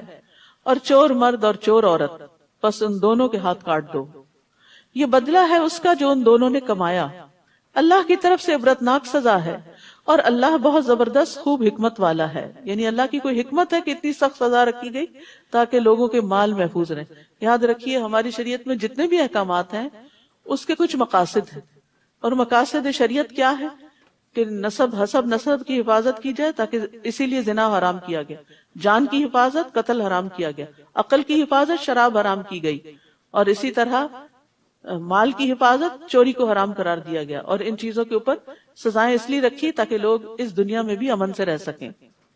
تو جو کوئی اپنے ظلم کے بعد توبہ کر لے اور اصلاح کر لے تو یقیناً اللہ اس پر مہربان ہوگا، بے شک اللہ بہت بخشنے والا بہت رحم کرنے والا ہے۔ کیا تمہیں علم نہیں کہ بے شک اللہ ہی کے لیے ہے بادشاہت آسمانوں اور زمین کی، وہ جسے چاہتا ہے عذاب دیتا ہے اور جسے چاہتا ہے بخش دیتا ہے، اور اللہ ہر چیز پر خوب قدرت رکھنے والا ہے۔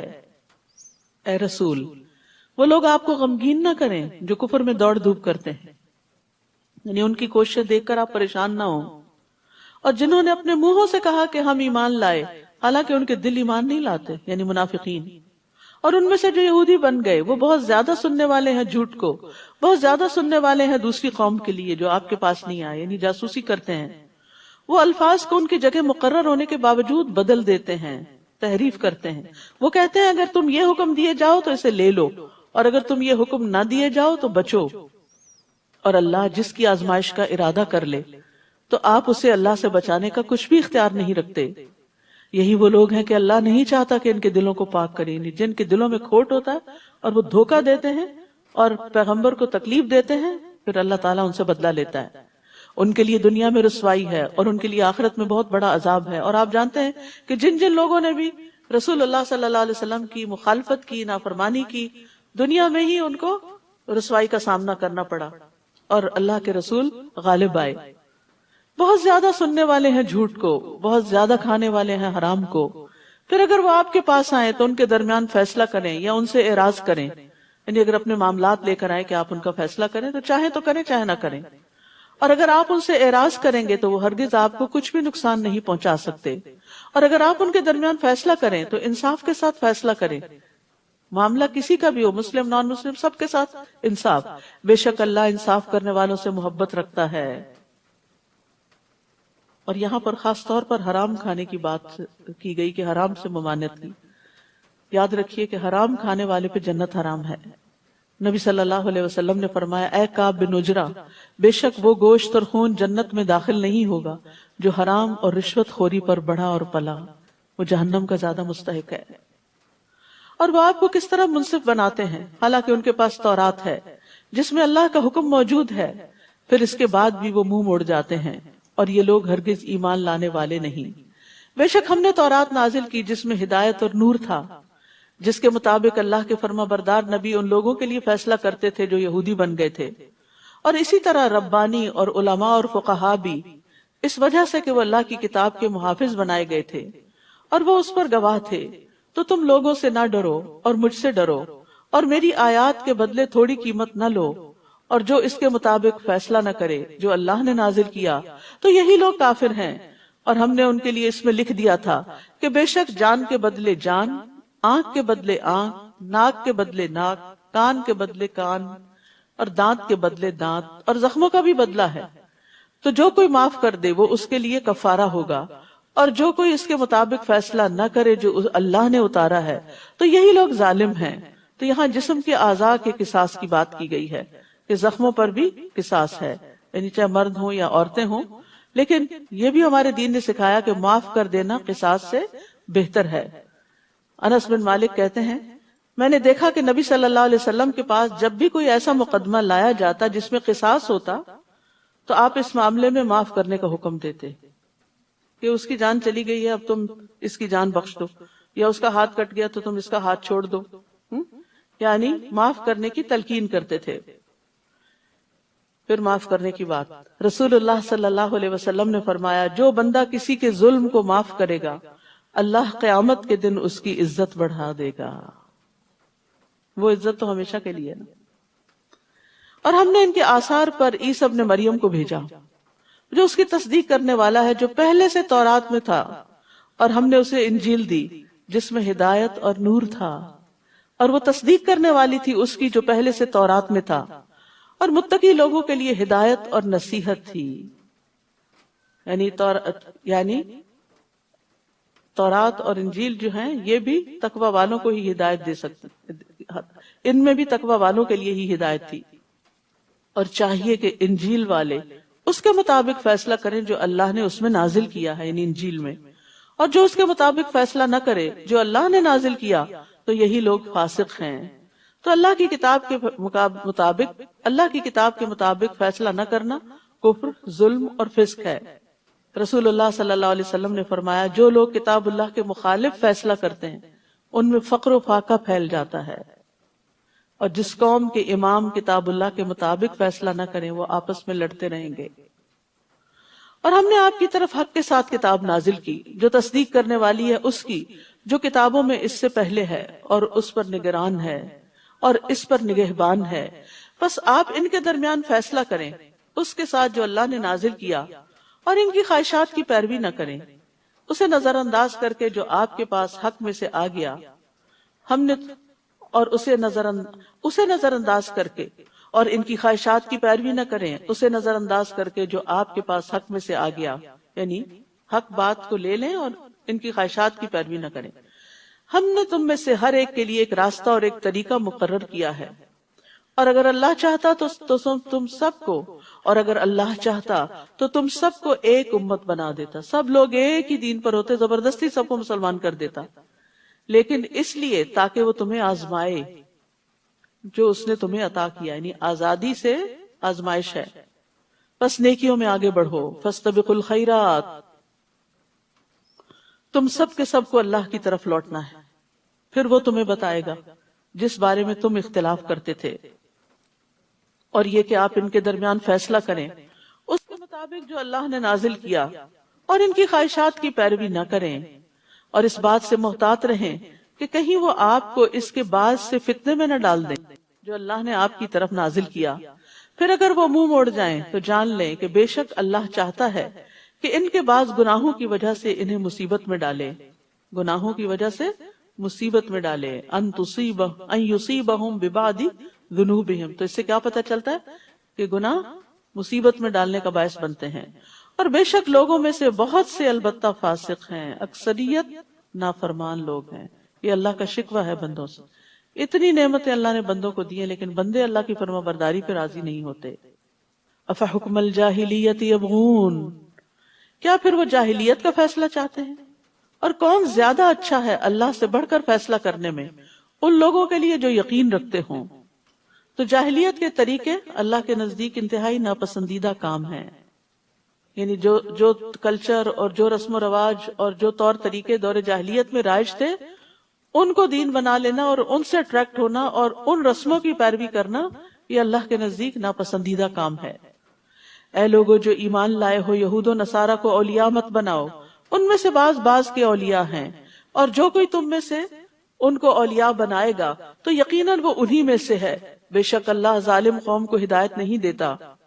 یعنی عام معاملات میں تو تعلق رکھنے کی ممانعت نہیں ہے، حتیٰ کہ ان کی عورتوں سے شادی کی بھی اجازت ہے، اس کا مطلب ہے لین دین معاملات ہوں گے، لیکن ایسے دلی دوست کہ جس میں انسان راز دینا شروع کر دیتا ہے جس کی وجہ سے خود مسلمانوں کو نقصان پہنچ سکتا ہے، تو اس سے منع کیا گیا ہے۔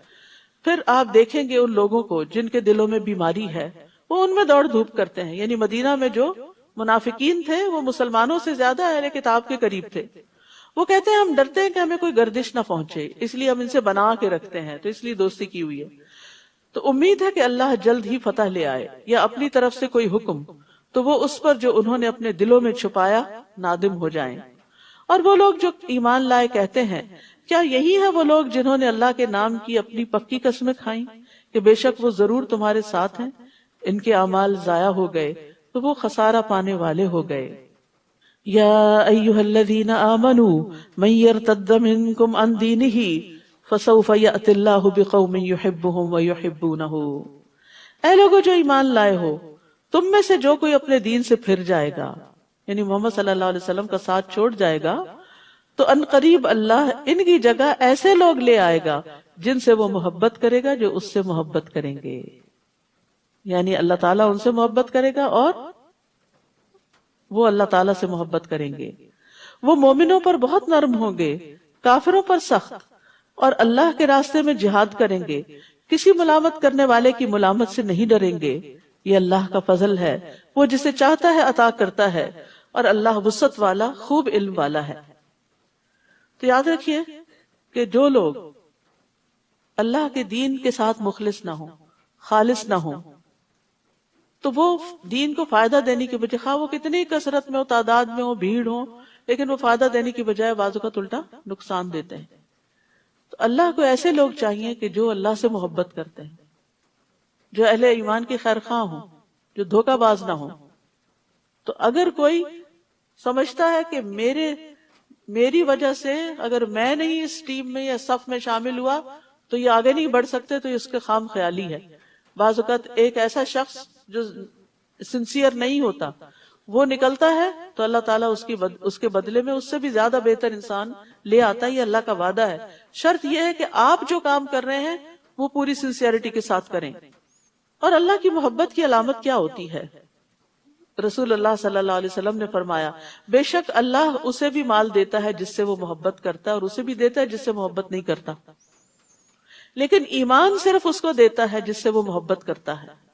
پس جب اللہ کسی بندے سے محبت کرتا ہے اسے ایمان عطا کر دیتا ہے.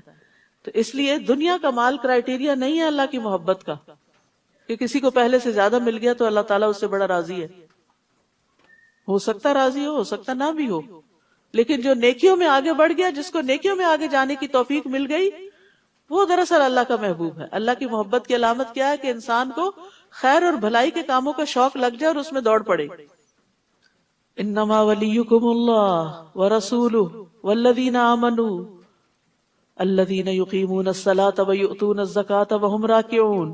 تمہارے دوست تو صرف اللہ اور اس کا رسول اور وہ لوگ ہیں جو ایمان لائے، جو نماز قائم کرتے ہیں، جو زکوٰۃ ادا کرتے ہیں، اور وہ رکوع کرنے والے ہیں. ایمان والے کون ہوتے ہیں؟ جن کے اندر یہ تین صفات ہوتی ہیں. اور جو کوئی اللہ اور اس کے رسول اور ایمان والوں سے دوستی کرے گا تو بے شک اللہ کا گروہ ہی غالب آنے والا ہے. اے لوگو جو ایمان لائے ہو، تم ان لوگوں کو اولیاء نہ بناؤ جنہوں نے تمہارے دین کو مذاق اور کھیل بنا لیا. ایسے لوگوں سے بھی دلی دوستی مت کرو جو دین کا مذاق اڑاتے ہیں، خواہ وہ ان لوگوں میں سے ہو جنہیں تم سے پہلے کتاب دی گئی، اور کفار کو بھی. اور اللہ سے ڈرتے رہو اگر تم سچے مومن ہو. وَإِذَا نَادَيْتُمْ إِلَى الصَّلَاةِ اتَّخَذُوهَا هُزُوًا وَلَعِبًا ذَلِكَ بِأَنَّهُمْ قَوْمٌ لَا يَعْقِلُونَ. اور جب تم نماز کی طرف پکارتے ہو، یعنی آذان دیتے ہو، تو وہ اسے مذاق اور کھیل بنا لیتے ہیں. یہ اس وجہ سے ہے کہ وہ ایسے لوگ ہیں جو عقل نہیں رکھتے. تو اس سے کیا پتہ چلتا ہے؟ دین کے شاعر کا مذاق اڑانا ناسمجھی کی علامت ہے. آذان کو خاموشی سے سننا چاہیے. رسول اللہ صلی اللہ علیہ وسلم نے فرمایا، جب تم آذان سنو تو وہی کلمات کہو جو مؤذن کہتا ہے، یعنی اس کو جواب دو. اور پھر آذان کے بعد کی دعا پڑھنی چاہیے. سب کو آتی ہے یہ دعا؟ الحمدللہ. جن کو نہیں آتی وہ اپنے پاس لکھا ہوا کارڈ رکھیں اور اس سے پڑھتے رہیں، کیونکہ یہ وقت بڑا قیمتی وقت ہوتا ہے جس کو بہت سارے لوگ ناسمجھی میں گنوا دیتے ہیں. عبداللہ ابن عمرو ابن العاص کہتے ہیں کہ انہوں نے نبی صلی اللہ علیہ وسلم کو بیان کرتے ہوئے سنا، جب تم مؤذن کو سنو تو اسی طرح کہو جیسے وہ کہتا ہے، پھر مجھ پہ درود پڑھو. تحقیق جس نے مجھ پر ایک بار درود پڑھا اس پر 10 رحمتیں نازل کرتا ہے، اللہ اس پر 10 رحمتیں نازل کرتا ہے. پھر میرے لیے اللہ عز و جل سے وسیلہ طلب کرو. وآت محمد الوسیلۃ والفضیلہ. بلا شبہ یہ وسیلہ جنت میں ایک منزل کا نام ہے جو اللہ کے کسی بندے کو ملے گی، اور مجھے امید ہے کہ وہ میں ہی ہوں گا. سو جس نے میرے لیے اللہ سے وسیلہ طلب کیا اس کے لیے شفاعت حلال ہو گئی، یعنی اسے نبی صلی اللہ علیہ وسلم کی سفارش نصیب ہوگی. ایک اور روایت کے مطابق اس وقت کی ہوئی دعا رد نہیں کی جاتی، یعنی آذان کا جواب دے کے، درود شریف پڑھ کے، دعا پڑھ کے جب ہم اپنی کوئی ذاتی دعا کرتے ہیں تو وہ دعا قبول ہوتی ہے. یہ قبولیت کی گھڑیاں ہوتی ہیں. اور ویسے بھی آذان اور تکبیر یعنی اقامت کے بیچ کا جو وقت ہوتا ہے بڑا قیمتی ہوتا ہے، اس میں دعائیں کرنی چاہیے. اور نماز تو ساری کی ساری دعا ہے. اللہ اکبر کہہ کے آپ دعا شروع کرتے ہیں، سورۃ فاتحہ دعا ہے، پھر رکوع میں جا کے دعائیں پڑھتے ہیں، کھڑے ہو کے پھر سجدے میں، پھر اتحیات، آخر تک ساری دعا. تو نماز دراصل پریئر ہی پریئر ہے. تو اس لیے اگر اس وقت سنتیں بھی آپ پڑھتے ہیں تو گویا دعائیں مانگ رہے ہوتے ہیں. تو دعا کی قبولیت کا وقت نہ گوائیں ادھر ادھر کے کاموں میں. اور ویسے بھی جو انسان کے مسئلے مسائل ہوں وہ اللہ تعالیٰ سے اپنی زبان میں بات کر کے دعا کی جائے. کہہ دیجئے اے اہل کتاب، کیا تم اس وجہ سے ہم پر ناراض ہوتے ہو کہ ہم ایمان لائے اللہ پر اور جو ہماری طرف نازل کیا گیا اور جو اس سے پہلے نازل کیا گیا، اور یقیناً تمہارے اکثر لوگ فاسق ہیں. یعنی اہل کتاب کو مسلمانوں سے ناراضگی کیا ہے کہ یہ قرآن میں آنے والی تعلیمات کو کیوں فالو کرتے ہیں. کہہ دیجئے کیا میں تمہیں اللہ کے نزدیک سزا کے اعتبار سے اس سے بدتر انسان کے بارے میں نہ بتاؤں جس پر اللہ نے لعنت کی اور اس پر غضبناک ہوا اور ان میں سے بندر اور خنزیر بنا دیے اور جس نے طاغوت کی بندگی کی ہو اور یہی لوگ درجے میں بدترین اور سیدھے راستے سے زیادہ بھٹکے ہوئے ہیں. یعنی دنیا میں بھی اللہ تعالیٰ نے نمونے دکھائے سزا کے جب لوگوں نے اللہ کے حکم کی سری نافرمانی کی، جیسے سبت کے دن زیادتی کی تو اللہ نے ان کو بندر بنا دیا، اور اسی طرح دیگر مواقع پر بھی. اور جب وہ تمہارے پاس آتے ہیں کہتے ہیں ہم ایمان لائے، حالانکہ حقیقت یہ ہے کہ وہ کفر کے ساتھ داخل ہوئے اور اس کفر کے ساتھ ہی نکل گئے. یہ صرف دھوکہ تھا ایک، اور اللہ اسے زیادہ جانتا ہے جسے وہ چھپاتے ہیں، جو کفر اپنے دل میں چھپائے ہوئے ہیں. آپ ان کی اکثریت کو دیکھیں گے کہ وہ گناہ اور زیادتی کے کاموں میں اور اپنے حرام کھانے میں خوب دوڑ دھوپ کرتے ہیں. یقیناً کتنا برا ہے جو عمل وہ کرتے ہیں. ربانی اور علماء انہیں ان کے گناہ کی باتیں کرنے اور حرام کھانے سے کیوں نہیں روکتے؟ یقیناً کتنا برا ہے جو وہ کیا کرتے ہیں. تو یاد رکھیے، برائی سے منع نہ کرنے والا ویسا ہی ہو جاتا ہے جیسے برائی کرنے والا. نیکی کی طرف بلانے والا آنے والے کے ثواب کو بھی لے لیتا ہے، اس کو بھی ملتا ہے اور اس کو بھی ملتا ہے. اور اسی طرح جو برائی سے روکتا نہیں تو وہ بھی اس گناہ میں شریک ہو جاتا ہے. وقالت اليهود يد الله مغلولة غلت أيديهم ولعنوا بما قالوا بل يداه مبسوطتان. اور یہود کہتے ہیں کہ اللہ کا ہاتھ بندھا ہوا ہے، نعوذ باللہ، کہ اللہ بخیل ہے. باندھ دیے گئے ہاتھ ان کے، اور وہ لعنت کیے گئے اس قول کی وجہ سے. یعنی اللہ کے بارے میں بری بات کرنا کو مذاق، جو ایسا کرے گا اس پر کیا ہے؟ لعنت ہے. وہ اللہ کی رحمت سے دور ہے کیونکہ اس نے اللہ کو ناراض کر دیا. بلکہ اس کے دونوں ہاتھ کھلے ہوئے ہیں، وہ جس طرح چاہتا ہے خرچ کرتا ہے. یعنی جتنا چاہتا ہے خرچ کرتا ہے، جتنا چاہتا ہے جس کو عطا کرتا ہے. اور یقیناً جو کچھ آپ پر آپ کے رب کی طرف سے نازل کیا گیا ہے وہ ان کی اکثریت کو سرکشی اور کفر میں ضرور بڑھا دے گا. اور ہم نے ان کے درمیان قیامت کے دن تک کے لیے عداوت اور بغض ڈال دیا. جب کبھی انہوں نے تمہارے خلاف جنگ کے لیے آگ بھڑکائی، اللہ نے اسے بجھا دیا، اور وہ زمین میں فساد کی کوشش کرتے ہیں، اور اللہ فساد کرنے والوں کو پسند نہیں کرتا. حدیث میں آتا ہے کہ اللہ سے بڑھ کر کوئی صبر کرنے والا نہیں جو تکلیف دہ بات سن کر صبر کرے. ہم نے کسی کو کچھ دیا نہیں ہوتا، صرف سلام دعا ہی ہوتی ہے. اگر وہ ہمیں گھور کے بھی دیکھے یا کوئی ایسا جیسے میں تو ہم اس سے لڑ پڑتے ہیں، ہم سے صبر نہیں ہوتا.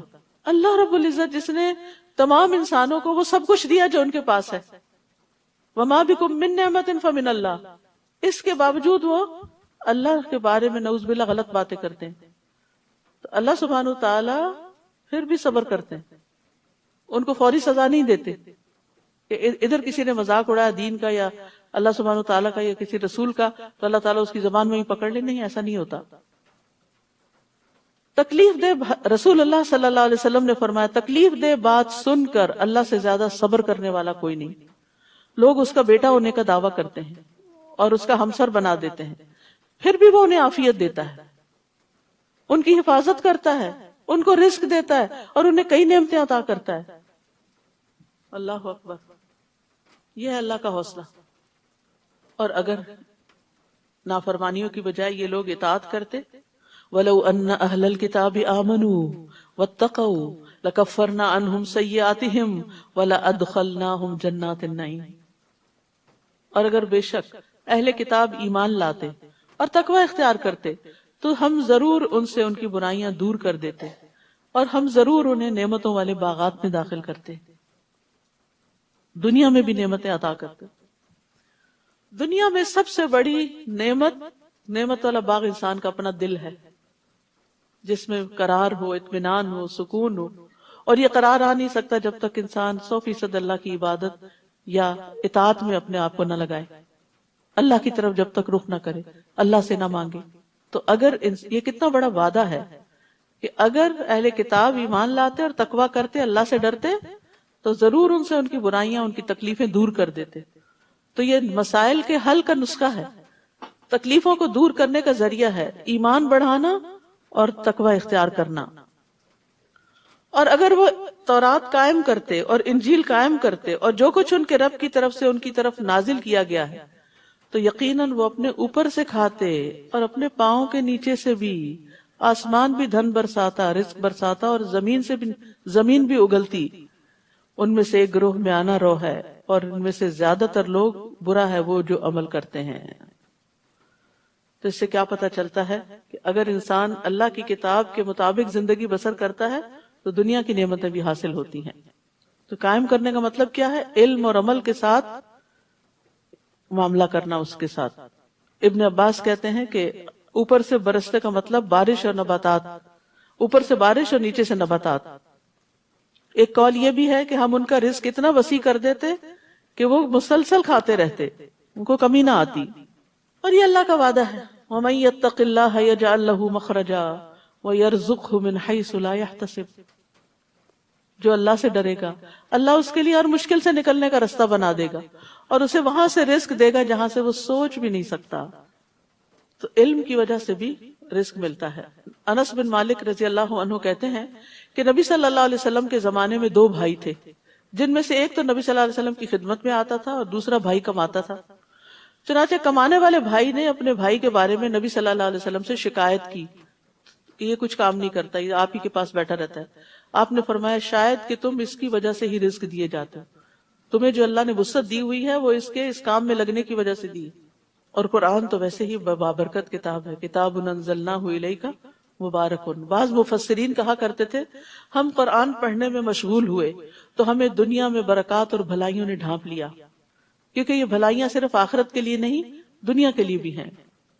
پھر فرمایا یا ایھا الرسول بلغ ما انزل الیک من ربک، اے رسول پہنچا دیجئے جو آپ کی طرف آپ کے رب کی طرف سے نازل کیا گیا ہے، اور اگر آپ نے ایسا نہ کیا تو آپ نے اس کا پیغام نہیں پہنچایا، اور اللہ آپ کو لوگوں سے بچائے گا، بے شک اللہ کافر قوم کو ہدایت نہیں دیا کرتا۔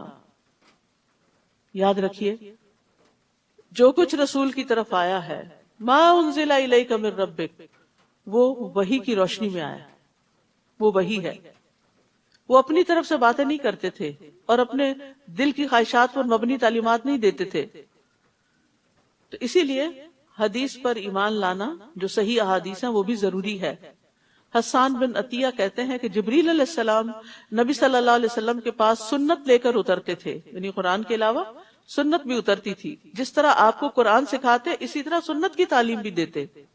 رسول اللہ صلی اللہ علیہ وسلم نے فرمایا جان لو ان قریب ایک وقت آنے والا ہے کہ کسی شخص کو میری کوئی حدیث پہنچے گی اور وہ تکیہ لگائے ہوئے اپنی مسند میں بیٹھا ہوگا، ریلیکس ہو کے کاؤچ میں بیٹھا ہوگا، اور کہے گا ہمارے اور تمہارے درمیان اللہ کی کتاب ہی کافی ہے، بس جو کچھ اس میں حلال پائیں گے اسے حلال سمجھیں گے اور جو اس میں حرام پائیں گے اسے حرام سمجھیں گے، یعنی صرف قرآن کافی ہے۔ جبکہ حقیقت یہ ہے کہ جسے اللہ کے رسول نے حرام کیا وہ بھی اسی طرح حرام ہے جسے اللہ نے حرام کیا۔ تو اس لیے ایسا نہ ہو کہ انسان حرام میں پڑ جائے لا علمی کی وجہ سے، یہ کسی بایسنس کی وجہ سے۔ کہہ دیجئے اے اہل کتاب تم کسی چیز پر نہیں ہو جب تک کہ تم تورات اور انجیل کے احکام کو قائم نہ کرو، اور اسے بھی جو کچھ تمہاری طرف تمہارے رب کی طرف سے نازل کیا گیا ہے، اور یقیناً جو کچھ آپ پر آپ کے رب کی طرف سے نازل کیا گیا وہ ان میں سے اکثر لوگوں کو سرکشی اور کفر میں ضرور بڑھا دے گا، بس آپ کافر قوم پر افسوس مت کیجیے۔ بے شک وہ لوگ جو ایمان لائے اور وہ لوگ جو یہودی بن گئے اور جو سابی ہیں اور جو نصارہ ہیں، جو کوئی بھی اللہ اور یوم آخرت پر ایمان لایا اور اس نے نیک عمل کیے تو ان پر کوئی خوف نہ ہوگا اور نہ ہی وہ غمگین ہوں گے۔ سبحان اللہ، ایمان اور عمل صالح کا نتیجہ کیا ہے؟ خوف اور رنج سے نجات۔ غم اور خوف دو چیزیں انسان کو گھن کی طرح چاٹ جاتی ہیں، تو ان دو چیزوں سے نجات حاصل ہو جاتی ہے اگر انسان کیا کرے؟ ایمان لائے اور عمل صالح کرے۔ پھر فرمایا یقیناً ہم نے بنو اسرائیل سے پختہ عہد لیا اور ہم نے ان کی طرف کئی رسول بھیجے۔ جب کبھی ان کے پاس کوئی رسول ایسی چیز لے کر آیا جسے ان کے نفس پسند نہیں کرتے تھے تو ایک گروہ کو انہوں نے جھٹلا دیا اور ایک گروہ کو وہ قتل کرتے رہے. استغفر اللہ. یعنی اللہ کی طرف سے آنے والے رسولوں کے ساتھ بھی اتنی بڑی بڑی زیادتیاں کی. اور انہوں نے سمجھا کہ کوئی فتنہ واقع نہ ہوگا، یعنی کچھ نہیں ہوتا. بہت دفعہ انسان بڑے سے بڑا گناہ کر کے کہتا ہے کچھ نہیں ہوتا، سب چلتا ہے. تو وہ اندھے اور بہرے ہو گئے. پھر اللہ ان پر مہربان ہوا، پھر دوبارہ ان میں سے اکثر حق سے اندھے اور بہرے ہو گئے. اللہ اس کو خوب دیکھنے والا ہے جو وہ عمل کرتے ہیں.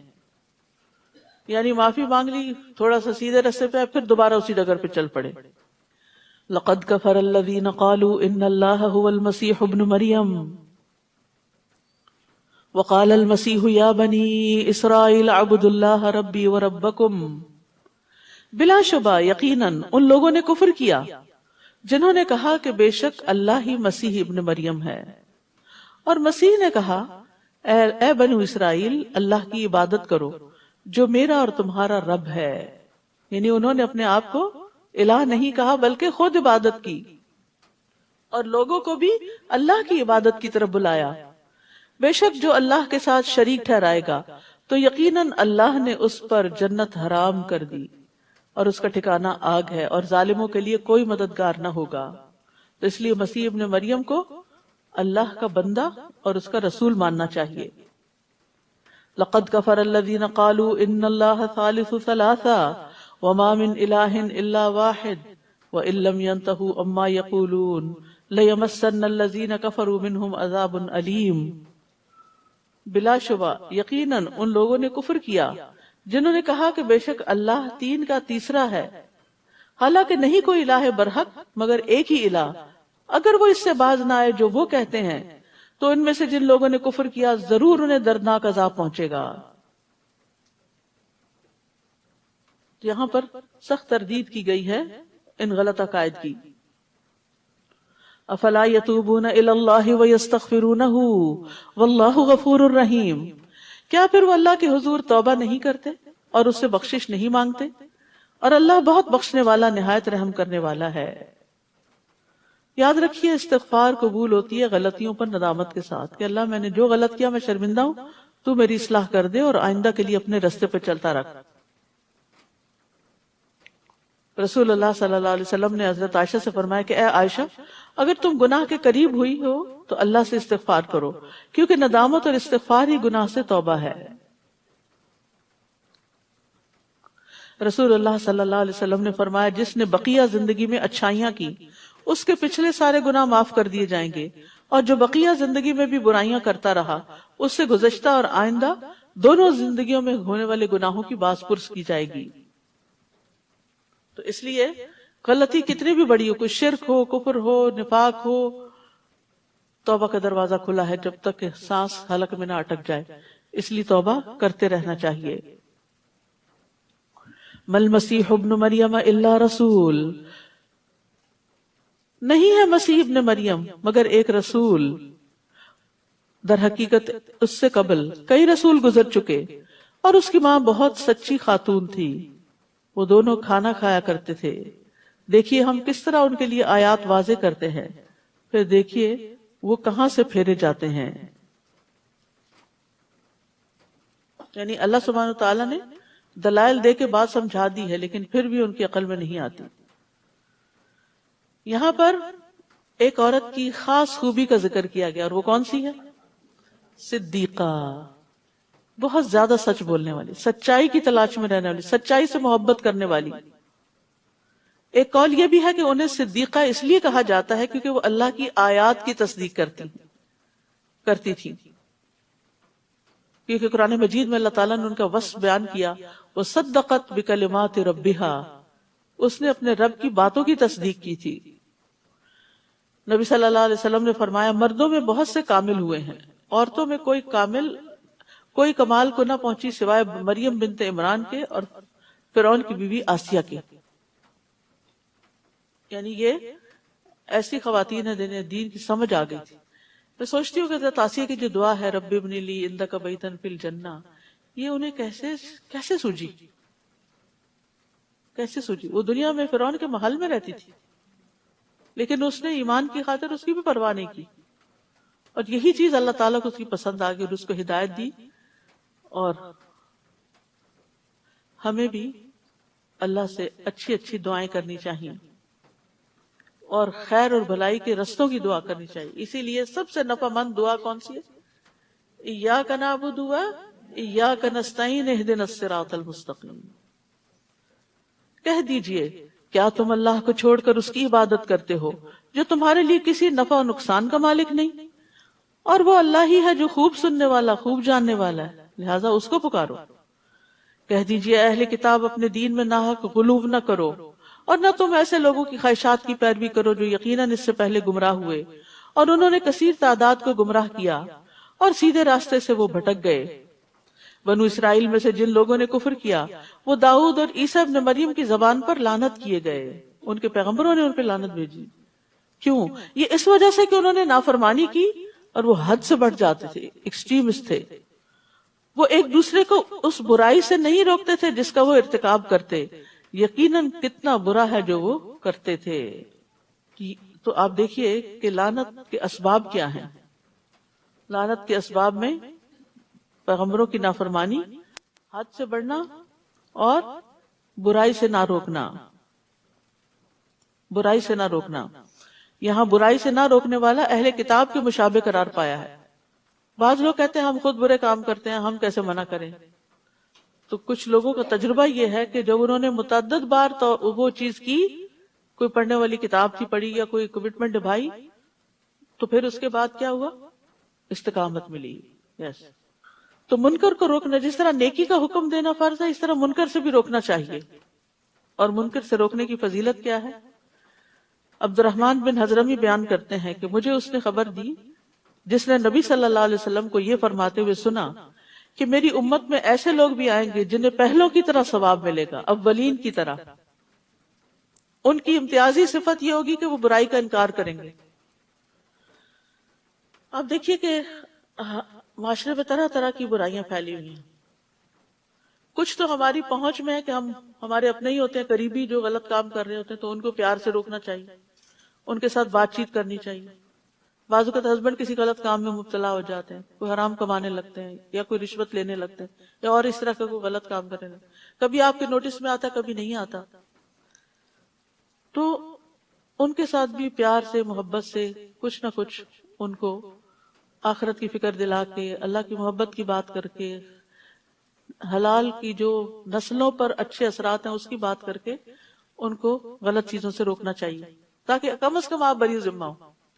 دوسرے یہ کہ کچھ رشتہ دار ہوتے ہیں تو بعض اوقات شادی بیاہ کے موقع پر ایسی رسمیں کرتے ہیں، اتنا اسراف کرتے ہیں، اتنی فضول خرچی کرتے ہیں، یا ایسا لباس پہنتے ہیں کہ اللہ کو ناراض کرنے والا ہے سراسر. اللہ نے عورت کی جو خوبصورتی بنائی ہے وہ اس کے چھپانے میں ہے، اس کے لباس کو زینت بنایا ہے، نہ کہ لباس کو اتار دینا یا ایسے لباس پہننا کہ جو پہن کے بھی ننگے ہوں. کتنی سخت ہے وہ حدیث کہ وہ عورتیں جنت کی خوشبو نہ پا سکیں گی جو کپڑے پہن کے بھی ننگی رہیں، چاہے ٹائٹ ہو چاہے سی تھرو ہو. لیکن پتہ ہے برائی ہے، خود کرتے ہوئے بھی برا نہیں لگتا اور دوسروں کو بھی نہیں روکتے. اپنے بچوں کو بھی روکنے کی ضرورت ہے. یہ نہیں کہ پیچھے ہی پڑ جائیں، لیکن اس برائی سے نفرت کا ایک اظہار ضروری ہے کہ یہ میں اس سے راضی نہیں.